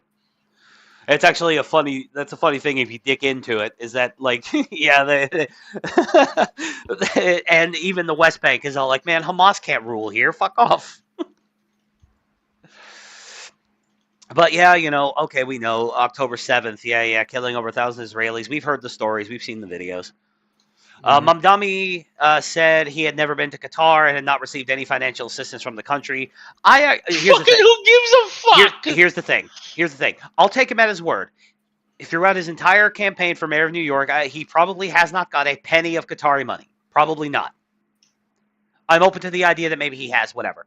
But his mom has 100% got money from Qatar. That's not even nobody's even denying that. And the princess of Qatar is signal boosting openly his supporting campaign. him. Yep. So yes, Mamdani, you are being supported by Qatar, if not monetarily, then morally, and as much as they can without outright putting money in your pocket. Mm-hmm. The attempt to weaponize his mother's career against him is an insult to voters who care about actual issues, not manufactured distractions, said campaign spokeswoman Dora Pekek. I assume that's how you pronounce that. The Post found that in 2009, P-E-K-E-C. Dora, fuck, it's probably some Slavic name, Pekech, maybe? Maybe. The Post found, she's a Pole or some shit. But the Post found that in 2009, Nair's film Amelia opened the inaugural Dora Tribeca Film Festival organized by Sheikha Al Thani's Doha Film Institute. The Film Institute also underwrote a boot camp to train Qatari screenwriting and filmmaking students at Nahir Maisha Film Labs in East Africa and in Doha, according to both organizations' websites. Additionally, Doha Film Institute paid the entire $15 million budget of Nair's 2012 film, The Reluctant Fundamentalist, according to the report. So she's got a lot of money from Qatar over the years. The Post also found that a company Nair set up in her native India conducted $102,000 in business in 2022 and 23, which in rupees is probably like $1 billion. With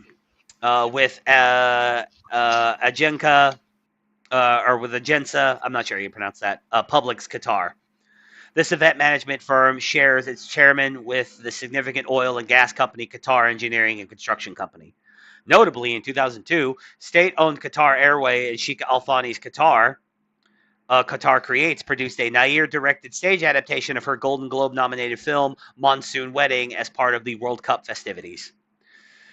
Qatar's 2022 World Cup faced major backlash for massive human rights violations, including reports of deaths, abuse, and unpaid wages for migrant workers who built the stadium in sweltering heat. I think we covered that at the time that it was happening. And if we didn't cover it, you and I certainly talked about it, because we often like to dunk on the like how fake the Middle East is. You know, like just how you know, just how fucking fake the whole thing is. Like we've talked, I don't know if we've talked about it on the show, but I know we've talked personally about like how Dubai only looks good on video because they only show you the nice parts of town. They never show you the fucking servant quarters on the outskirts of town where all the fucking like low wage workers live, and how it basically just looks like a shitty Middle Eastern country outside of Dubai. Like, oh, Dubai is just one of the fucking... Yeah, because everybody in Dubai is a fucking millionaire. Like, fuck off. It's just the whole thing is fucking fake. The Daily Mail has contacted Mondani's campaign and State Assembly office for a comment. Mondani and his campaign has campaigned on a series of woke policies that would drastically reshape the city that never sleeps. He said he wants to raise taxes on millionaires and corporations by $9 billion to subsidize his plans for fare-free buses, childcare, and housing. I actually agree with Patrick Bet-David on that Jubilee thing that he did, where he said, I want Mamdani to win because I want to see how badly New York blows up whenever all the millionaires and billionaires leave. Well, I mean, he doesn't need to. All he needs to do is just fucking look at the people that he was talking to in that Jubilee talking. Holy shit, man! Oh yeah, that was fucking painful to listen to. It was. Like, I was actually surprised how calm and respectful a lot of the commies were. The ones who were the absolute worst, there was two of them, and they were both women. Yep. And they were the most insufferable. Yeah, they were the most insufferable, but the one dude I wanted to like specifically punch was the dude that he offered a fucking job to and just outright rejected. Yeah, I remember that. Yeah, like, fuck that cunt. The one guy who I disliked the most was the one who went up there and is all like, "So you're running a Ponzi scheme? So you're running a Ponzi scheme?" And Patrick Bet-David's like, no, I'm doing what's pretty standard in the entire insurance salesman industry. Like and he even tells him, like, you need to be careful. What you're saying is defamatory, and it could get you sued. Like, Yep. Because people, that's a thing. A common criticism of Patrick Bet-David is that he makes so much money on his recruitment fees in his business that he's running a pyramid scheme, which it's by definition it's not a pyramid scheme. So, yeah, I'm not even like a mega fan of PBD. I like him, but I'm not like some huge PBD No, stan. I'm not. Yeah. Yep. I catch Valuetainment every now and again, just for Like, I honestly I can't even watch his Valuetainment podcast because I fucking hate what's his name? His Jew. The Democrat. Patrick Bet-David is Jewish as well. Well, no, he's not. He's Iranian. He's not an Iranian Jew. He's. I know. I'm pretty sure he's got Jewish blood and shit. I know his last name means the House of David, which implies Jewish, but I'm pretty sure he's not Jewish. Like I'm pretty sure he's Iranian Christian. I mean, having that last name implies that at some point Jew, like an Iranian Jew, but yeah, but no, it's. You know what? Let's just look it up. Patrick. What the fuck is his name? I'm blanking because I fucking hate this guy. Whatever, the dude who's always sitting to his right, who he's always arguing with, not Vinny. He was born into a Christian family of Assyrian and Armenian descent. Okay, there you go. So he's an Armenian Assyrian Christian. Okay, based. God, what the fuck is his name? I'm totally blanking. The fucking like the Democrat cunt who got like embarrassed by Katie Hopkins. Jesus Christ, I hate this guy. Adam Sosnick. Goddamn, there he is. I cannot stand to listen to Adam Sosnick for more than a few minutes, so I often don't watch PBD's podcast because I hate Adam Sosnick so much. Dude? Yeah, I despise Adam Sosnick. I don't really think.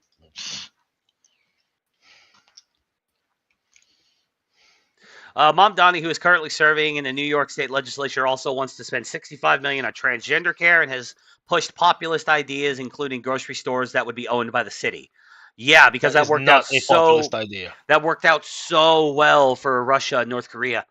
Additionally, the controversial figure has advocated for defunding the city's police department, but vowed to arrest Israeli Prime Minister Benjamin Netanyahu if he were to set foot in the Big Apple.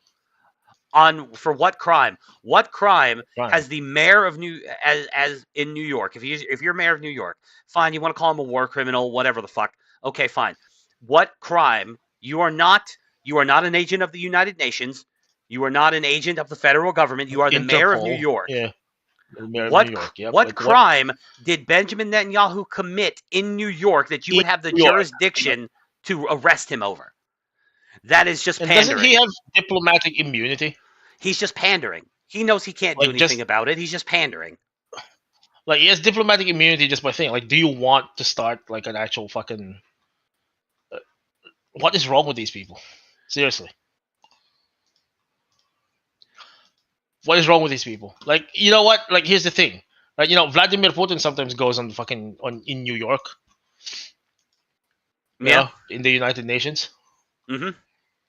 Did any of them ever say that they're gonna arrest him? No. Xi Jinping? No, because because it's pandering. It's all it is. He's pandering. Yeah, I know that, but like I'm just like what? It's bullshit. It's all a crock of shit. It's because he's a fucking. He's a Muslim. That's why. Yeah, and yeah, he knows his ummah and they're fucking they're kind of retardation. So yeah. It's stupid. People literally call like Andrew Schultz, who I hate him so much. Literally said the reason why he likes Zoran Mamdani is because Zoran Mamdani. I don't know who that is. Andrew Schultz, he's a stand-up comedian and he's retarded. Genuinely funny, unfortunately. Like his stand-up is actually good. His crowd work is top shelf. Like I got to give him his dues. He's actually funny whenever he wants to be. But his podcast Flagrant is really bad. I hate his podcast. And And he was saying on his podcast the other day, the reason why he likes Zoran Mamdani is because, unlike everybody else in the mayor's race, he's the only one who's truly America first. Huh? So yeah, doing doing Muslim dirty work by threatening to arrest the Prime Minister of Israel and calling, a defensive war a genocide and all these other things. So yeah, he's really America first because he hates Israel. Got it. That makes perfect sense. America first is hating Israel. It's stupid. Andrew Schultz is retarded. The people who support Zoran Mamdani are retarded. New York is retarded. Yes.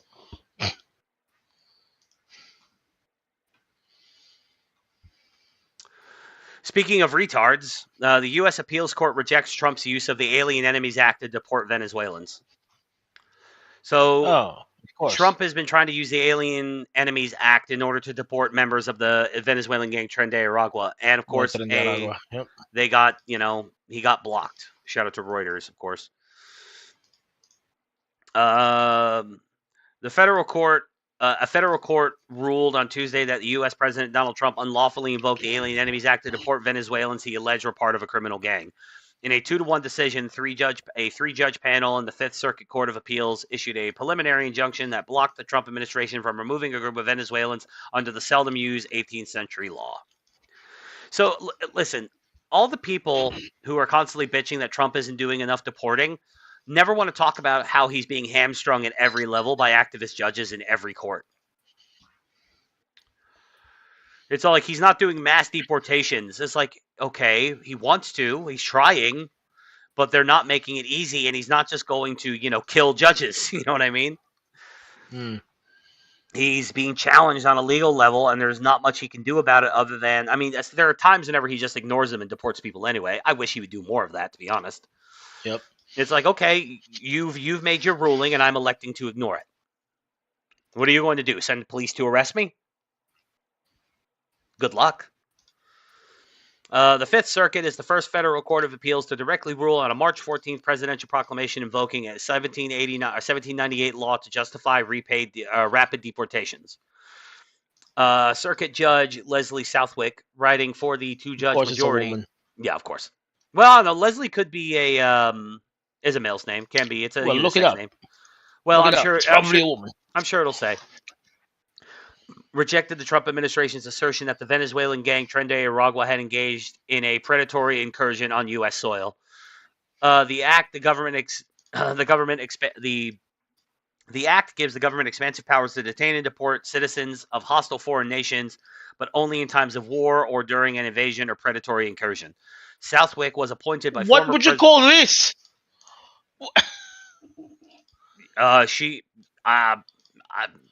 The only thing you could say is that Maduro isn't actively commanding Tren de Aragua to invade the United States. No, predatory incursion. It literally is in the name. It's a predatory incursion. Fuck off. Yeah, but Tren de Aragua is a criminal gang. They're not acting as a arm of the Maduro government. No, but it doesn't matter. It's a but that's the argument, but it's wrong. No, I agree. We shouldn't have to appeal to 1798 laws. We should just oh, you're a member of a criminal gang from a foreign nation and you're here illegally? Okay, good. Get out. Southwick was appointed by former President George W. Bush. He was later... Oh, it is a man. That's what I thought. He later joined the Circuit Judge Irma... He was later joined by Circuit Judge Irma Carrillo Ramirez, an appointee of President Joe Biden. Circuit Judge Andrew Oldham, a Trump appointee, dissented. The Trump administration could ask the entire Fifth Circuit to rehear the case. It's expected to eventually reach the Supreme Court. And hopefully they rule in his favor. I'm sure ACB will probably side with the liberals on this one. But we don't need her for everything. We only need Kavanaugh, Gorsuch, Roberts,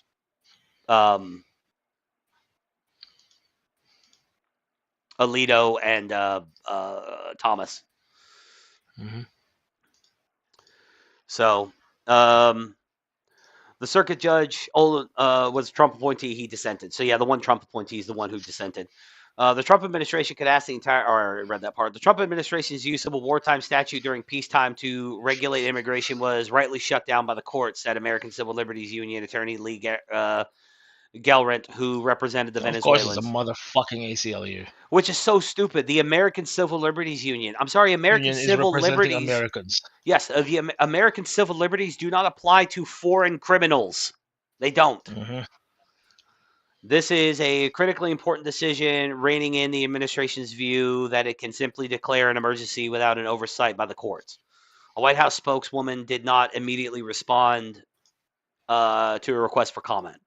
The case before the Fifth Circuit was brought by a group of alleged Tren de Aragua members being held at the Blue Bonnet Detention Facility in Arson, Texas. Or Anson, not Arson. In Anson, Texas. Yeah, I know. The ACLU, Arson, which Texas. represents the men, has disputed the claims of gang membership. Of course, they would deny it. Well, yeah, they're not recorded. Yeah. Which is less than we can say for our fucking elected officials, I guess. In his March 14th proclamation, Trump said he would use the 1798 law to swiftly detain and deport members of Tren de Aragua. Trump asserted that the gang is a state-sponsored international terrorist organization that has invaded the United States territory. Listen, do I think that Tren de Aragua is being supported and maybe even directly commanded by Maduro? I'd say it's a possibility, especially if you consider the fact that there's strong evidence to suggest that Maduro is part of their drug running operation. He currently has a warrant for his arrest by the United States because of his connections to the cocaine dealing, to the cocaine running. Mm-hmm. So it's possible.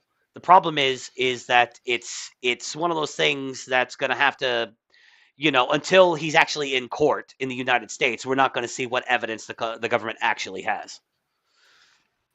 And it's possible that they're just saying this as a way to delegitimize Maduro and push for regime change in Venezuela. Mm-hmm. So, whatever. It's possible, yeah, but I don't know. Considering his track record, I'm not entirely... Well, I 100% believe Maduro is a criminal. Like, I believe that he is. It's just, what evidence do we have? That's my question. Because I can believe anything I want. Can I prove it?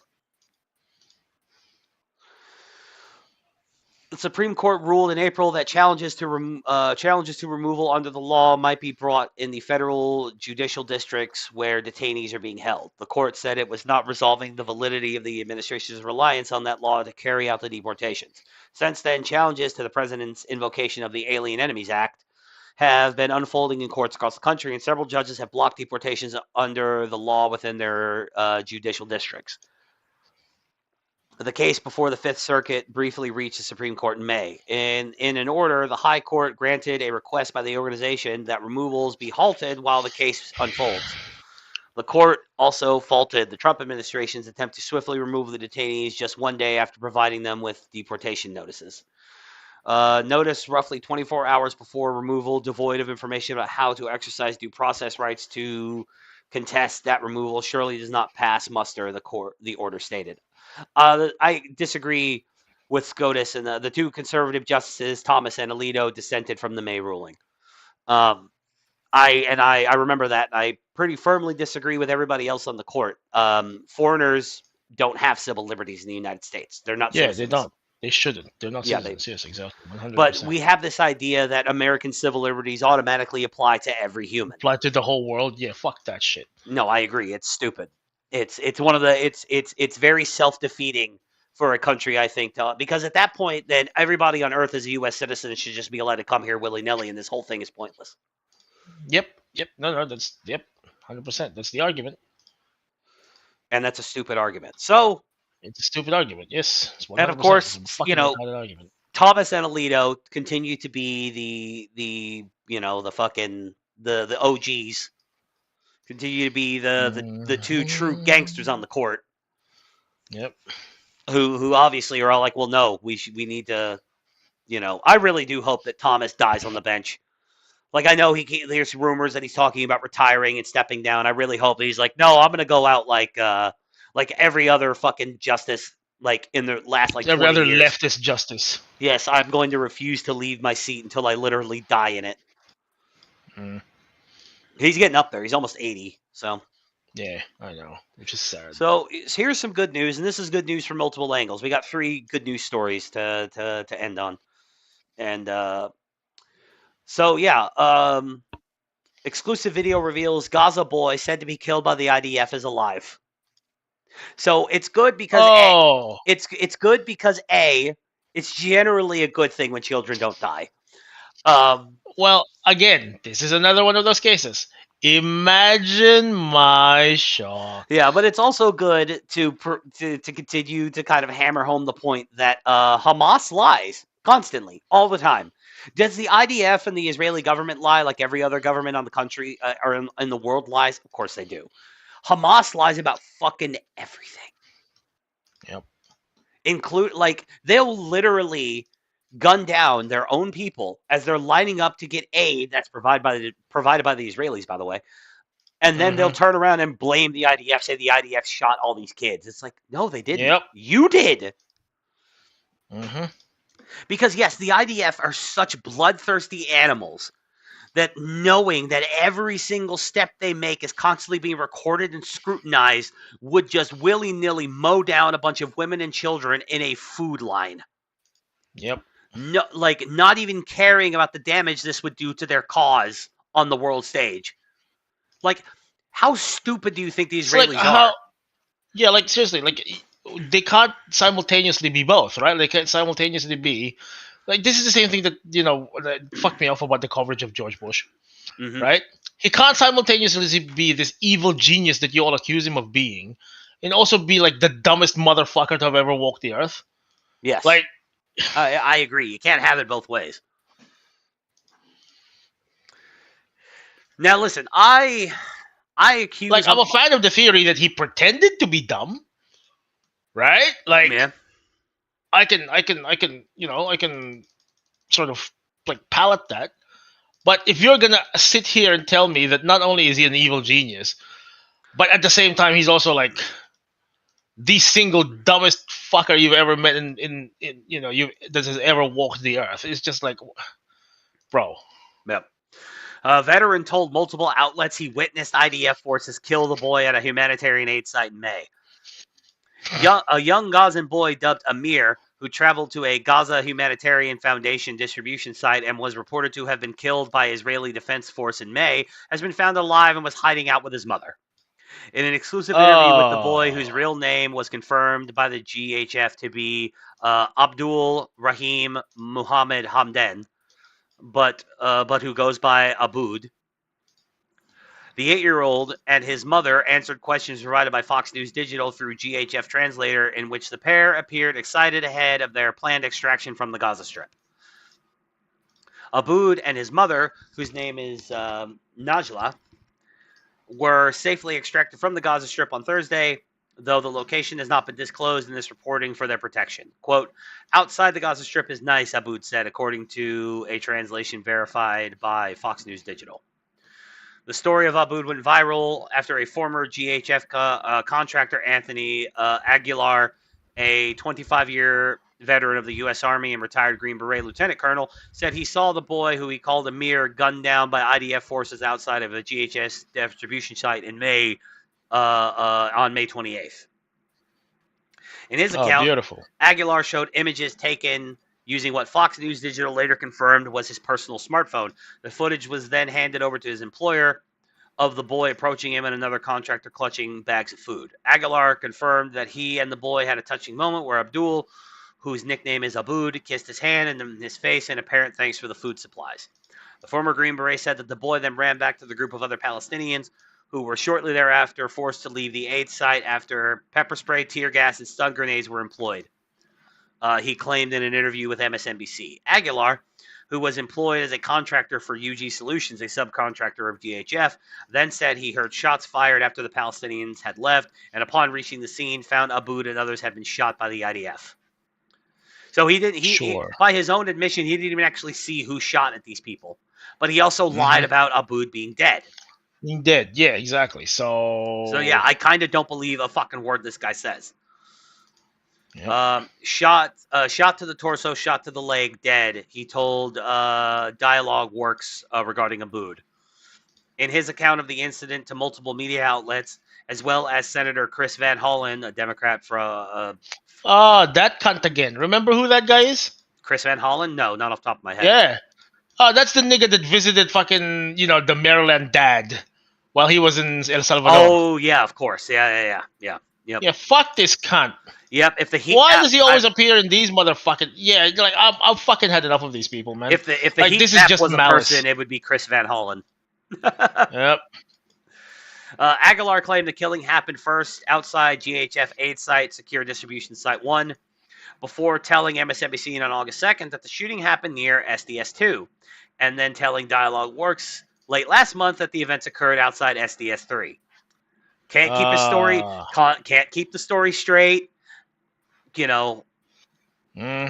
He didn't even give the kid's right name.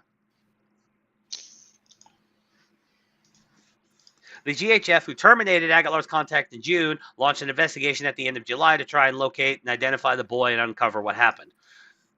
Through their investigation, which relied on speaking with local Palestinians, they eventually tracked down Aboud's mother and her son. The identities of Aboud, his mother, and other relatives were verified by GHF by using facial recognition software that compared the images of the boy who was captured by Aguilar, along with biometric data shared with Fox News Digital. In footage exclusively obtained by Fox News Digital, Aboud is seen playfully interacting with a GHF representative after he first arrives at SDS3 with his mother late last month.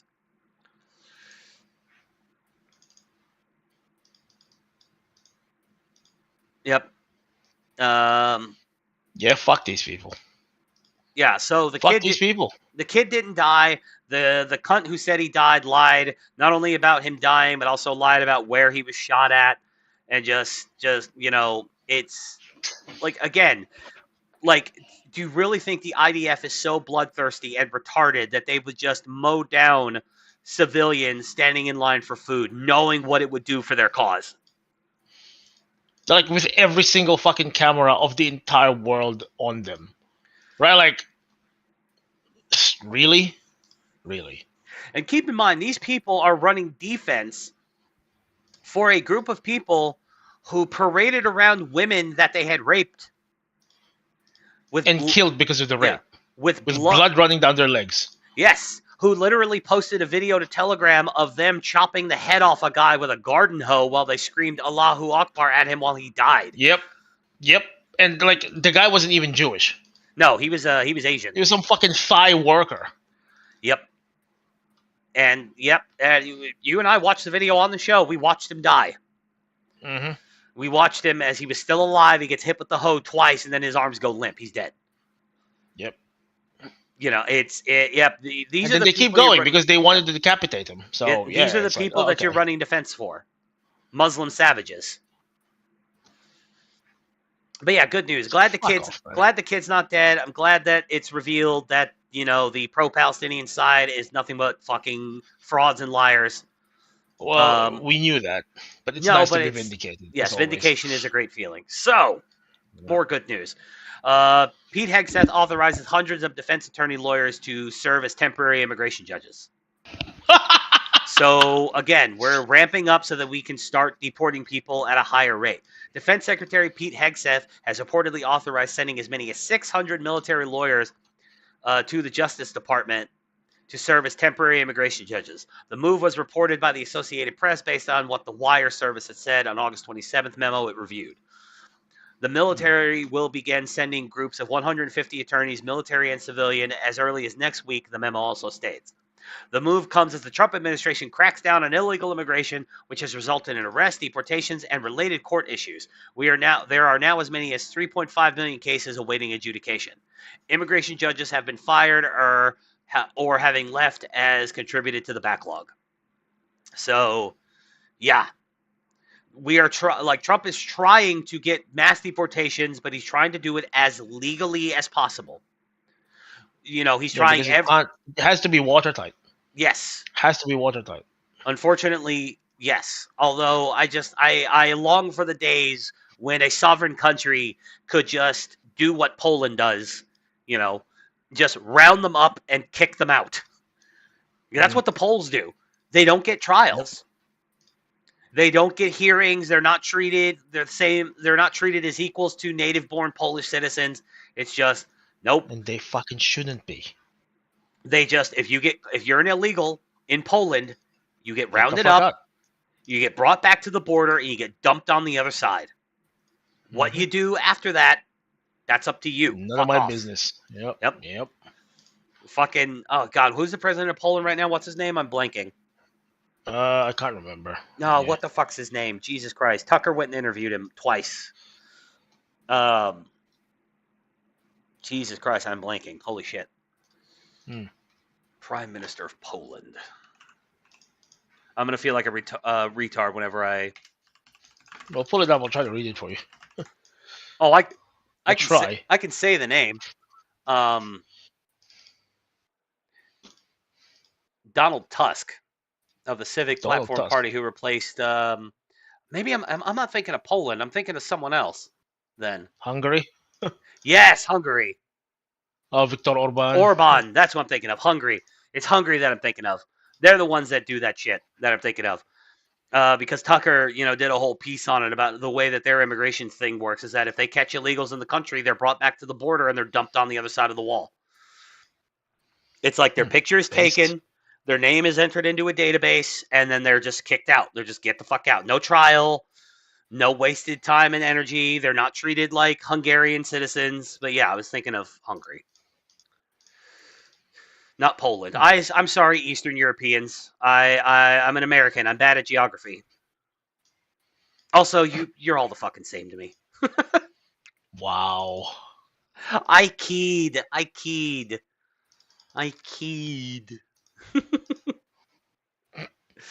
And then, of course, final story, and then we'll get out of here. The DOD officially is renamed the Department of War with Trump's executive order. Yes! For the record, in case I know you know this, but in case anybody listening doesn't know, that was the original name for the department. It was originally called the Department of War. They changed it to the Department of Defense later on. After World War II. Yep. President Donald Trump signed an executive order Friday seeking to restore the Department of Defense's name to the Department of War. Quote, I think it sends a message of victory, he told reporters in the Oval Office. It's a very important change because it's an attitude. The Department of Defense has been used since 1949 pursuant to legislation signed by President Harry S. Truman. Before that, the War Department had been the cabinet agency overseeing the nation's military for nearly 160 years. Trump said he believes the rebranding won't cost much money and that he doesn't think he needs congressional approval, but that he will seek it anyhow. Quote, I'm not sure they have to. We're signing an executive order today and we're going to find out, Trump said. We'll put it before Congress. Trump contended that the Cold War era renaming had undermined the military's effectiveness. Quote, we won the First World War, we won the Second World War, we won everything before that and in between, and then we decided to go woke and change it into the Department of Defense. Newly rebranded War Secretary Pete Hegseth, appearing in the Oval Office, said that words matter and that we haven't won a major war since becoming the Department of Defense. Unfortunately, that's true. But the problem is we have won, but we've won most, like 99% of the engagements we get in, we win. We just never officially declare victory. Yeah. It's like I was talking about this last night in a Discord voice chat with some friends of mine. That it's like go back and look at Vietnam, and you and I have talked about this before, so I know I'm preaching to the choir here. But like, go back and look at Vietnam. We won every single engagement we got. I would argue we won Vietnam. Sure. I would argue we won Vietnam just because if we're talking about like the war itself, like just as a war, right? Yeah. All of the political and the military goals were met. They were. Like the political goal was to keep the Republic of South Vietnam as a separate political entity. Mm-hmm. And and the military was to not let the Viet Cong encroach into South Vietnamese territory. If you use that as the barometer, yeah, the problem the US won the Vietnam War hands down. The problem is the South Vietnamese were unprepared for when we left. We left and they couldn't hold their own territory. Yeah, because it was just full of corruption. Yeah, and also because we did all their fighting for them. Yep, no, it was just the whole thing was just full of corruption. That's why. Like, it's so corrupt that like it couldn't stand as a sole fighting force basically. But yeah, like I was An saying last night, it's independent like fighting the force. best showing, the absolute best showing that the Viet Cong had was the Tet Offensive. And the only reason why they did as well as they did is because they caught us with our pants down on a night when we thought we were having a ceasefire, and they still lost every engagement and ended up losing more territory. Like, we beat them. Yeah, they lost that. They lost the Tet Offensive. If we're Yes. going to go by what they said they lost. Like Yeah. that like the aftermath of the Tet Offensive, if this was a normal war, right? Was the US should have gone straight into fucking thing. Yep. Into what was the fucking North Vietnamese capital again? I'm blanking on it. I can't remember. Into Hanoi. Yeah. They should have gone straight into Hanoi. That's it. But What was the South Vietnamese capital? Was it Saigon. Saigon, that's right, yeah. I almost said Da Nang. Where the fuck is Da Nang? Was that in South Vietnam or is that in North Vietnam? I'm sure it was in North Vietnam, but regardless. But yeah, it's just we win every engagement we get in. Same thing happened in Afghanistan. We never lost an engagement in Afghanistan. We beat the Taliban every time we fought them. Mm-hmm. We just the government the government that we spent 20 years trying to build there just couldn't hold its own territory. Yep. Because it was corrupt and weak, and the Taliban just kind of just infiltrated it by the sons of the Taliban members that we killed. We turned around and trained them thinking that they were going to not be loyal to the army that their fathers died for. Which everybody knew that was going to happen. Yep. Hell, even Trump knew. He knew it was like, okay, this is over. We got to get out of here. And he knew the Taliban was going to take over as soon as they left. But that was why he made. That's why that was the schedule. Yep. Yeah, that's why he made the deal. It's like, look, fine, we'll get out, we'll leave, fine, but we're doing it on our timetable. And if a single American dies, we're not leaving. Not only are we not leaving, but we will kill you all. And 18 months of relative peace. I mean, absolute peace. Yeah, relative. There was still not relative. They were killing each other. Skirmishes and shit. Yeah, they're militias. Well, I mean, that was because there was like anti-Taliban militias, and the Taliban were still fighting other Afghanis, but they stopped killing Americans or trying to kill Americans. But no, Pete Hegseth is right that we haven't declared victory. And we also tend to just kind of leave before the job's done. Which, in professional fighting, if you're winning the fight, let's say you're boxing 10 rounds, and then in the 5th or in the 6th, 7th, 8th round, even though you spent all 7 rounds before, and let's say the 8th round, you spend all 7 rounds beforehand absolutely beating the shit out of your opponent. And then in the 8th round, you just tell the referee, I'm done here. You're the one who officially gives up. You lose the fight. You lose. Yeah, 100%. Which is basically what happened in Vietnam and Afghanistan and I was about to say Iraq, but no, Iraq, the government we installed in Iraq is still standing. So Iraq is holding somehow. Yeah. Well, the Iraqis don't like the Taliban. So, and we killed pretty much everyone who had any connection to Saddam. Yeah. So there's really not much left. And they've mostly been peaceful too. You haven't heard about Iraq causing problems. Iraq's just kind of, but also I think Iraq knows that like if they don't stay on our good side and we go completely like fuck you guys, then they're just gonna get Taliban.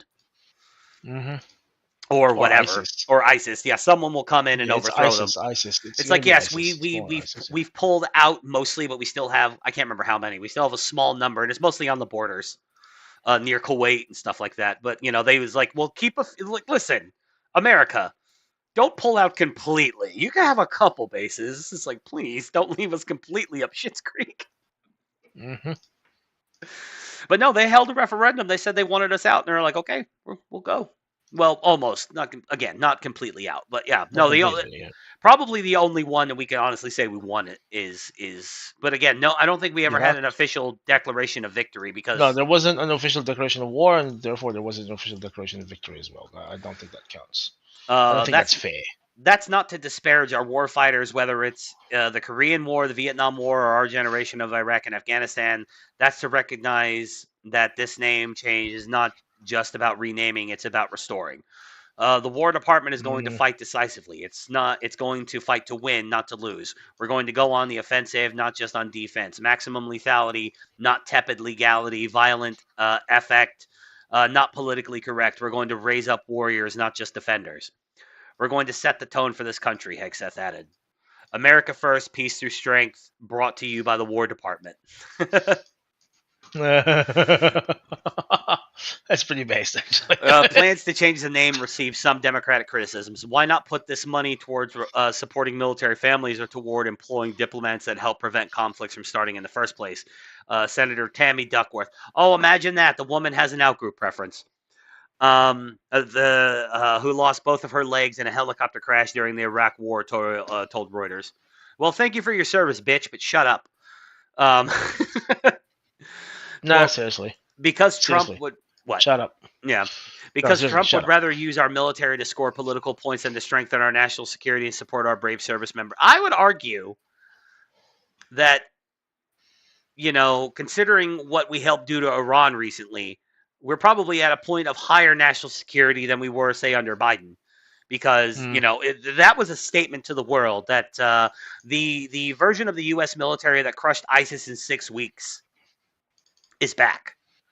And we're going to prove it by dropping bunker busters from B-2 Spirits, that you didn't even know were coming until they were already there. Some very spicy Doritos, as some people would call them. Yes. The sky is missing pixels, and next thing you know, your entire nuclear program has been destroyed. Sky's missing pixels. Where have they gone? Oh, there's some few spicy Doritos in there. Oh, fuck. What does that sound?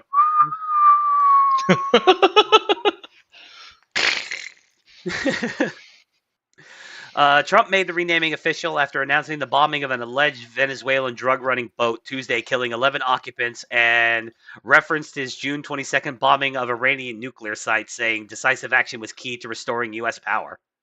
It was a perfect attack, and it knocked out any possibility of nuclear capability for Iran, which nobody wanted, you see, and we weren't going to put up with.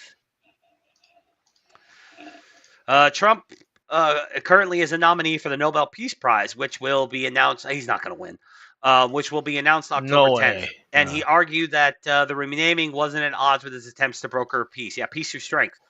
It's like, why was there's a period where Rome was where everything in Rome's territory was incredibly peaceful because Pax Romana. The locals knew.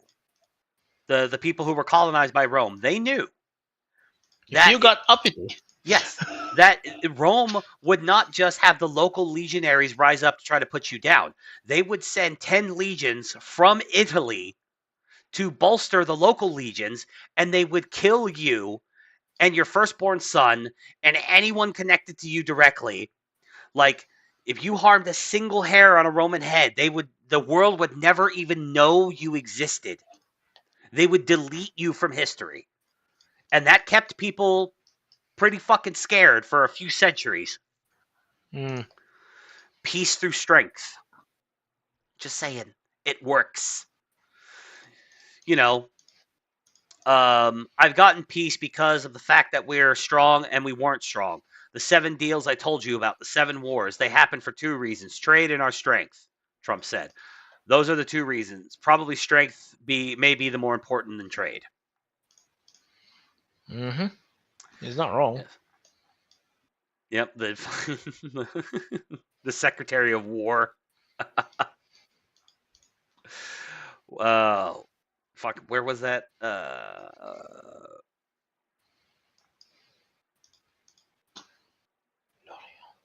Yeah, newly rebranded War Secretary Pete Hegseth. Pete Hegseth, the Secretary of War. Very based. Very based. Yes. Nope, but that's a show.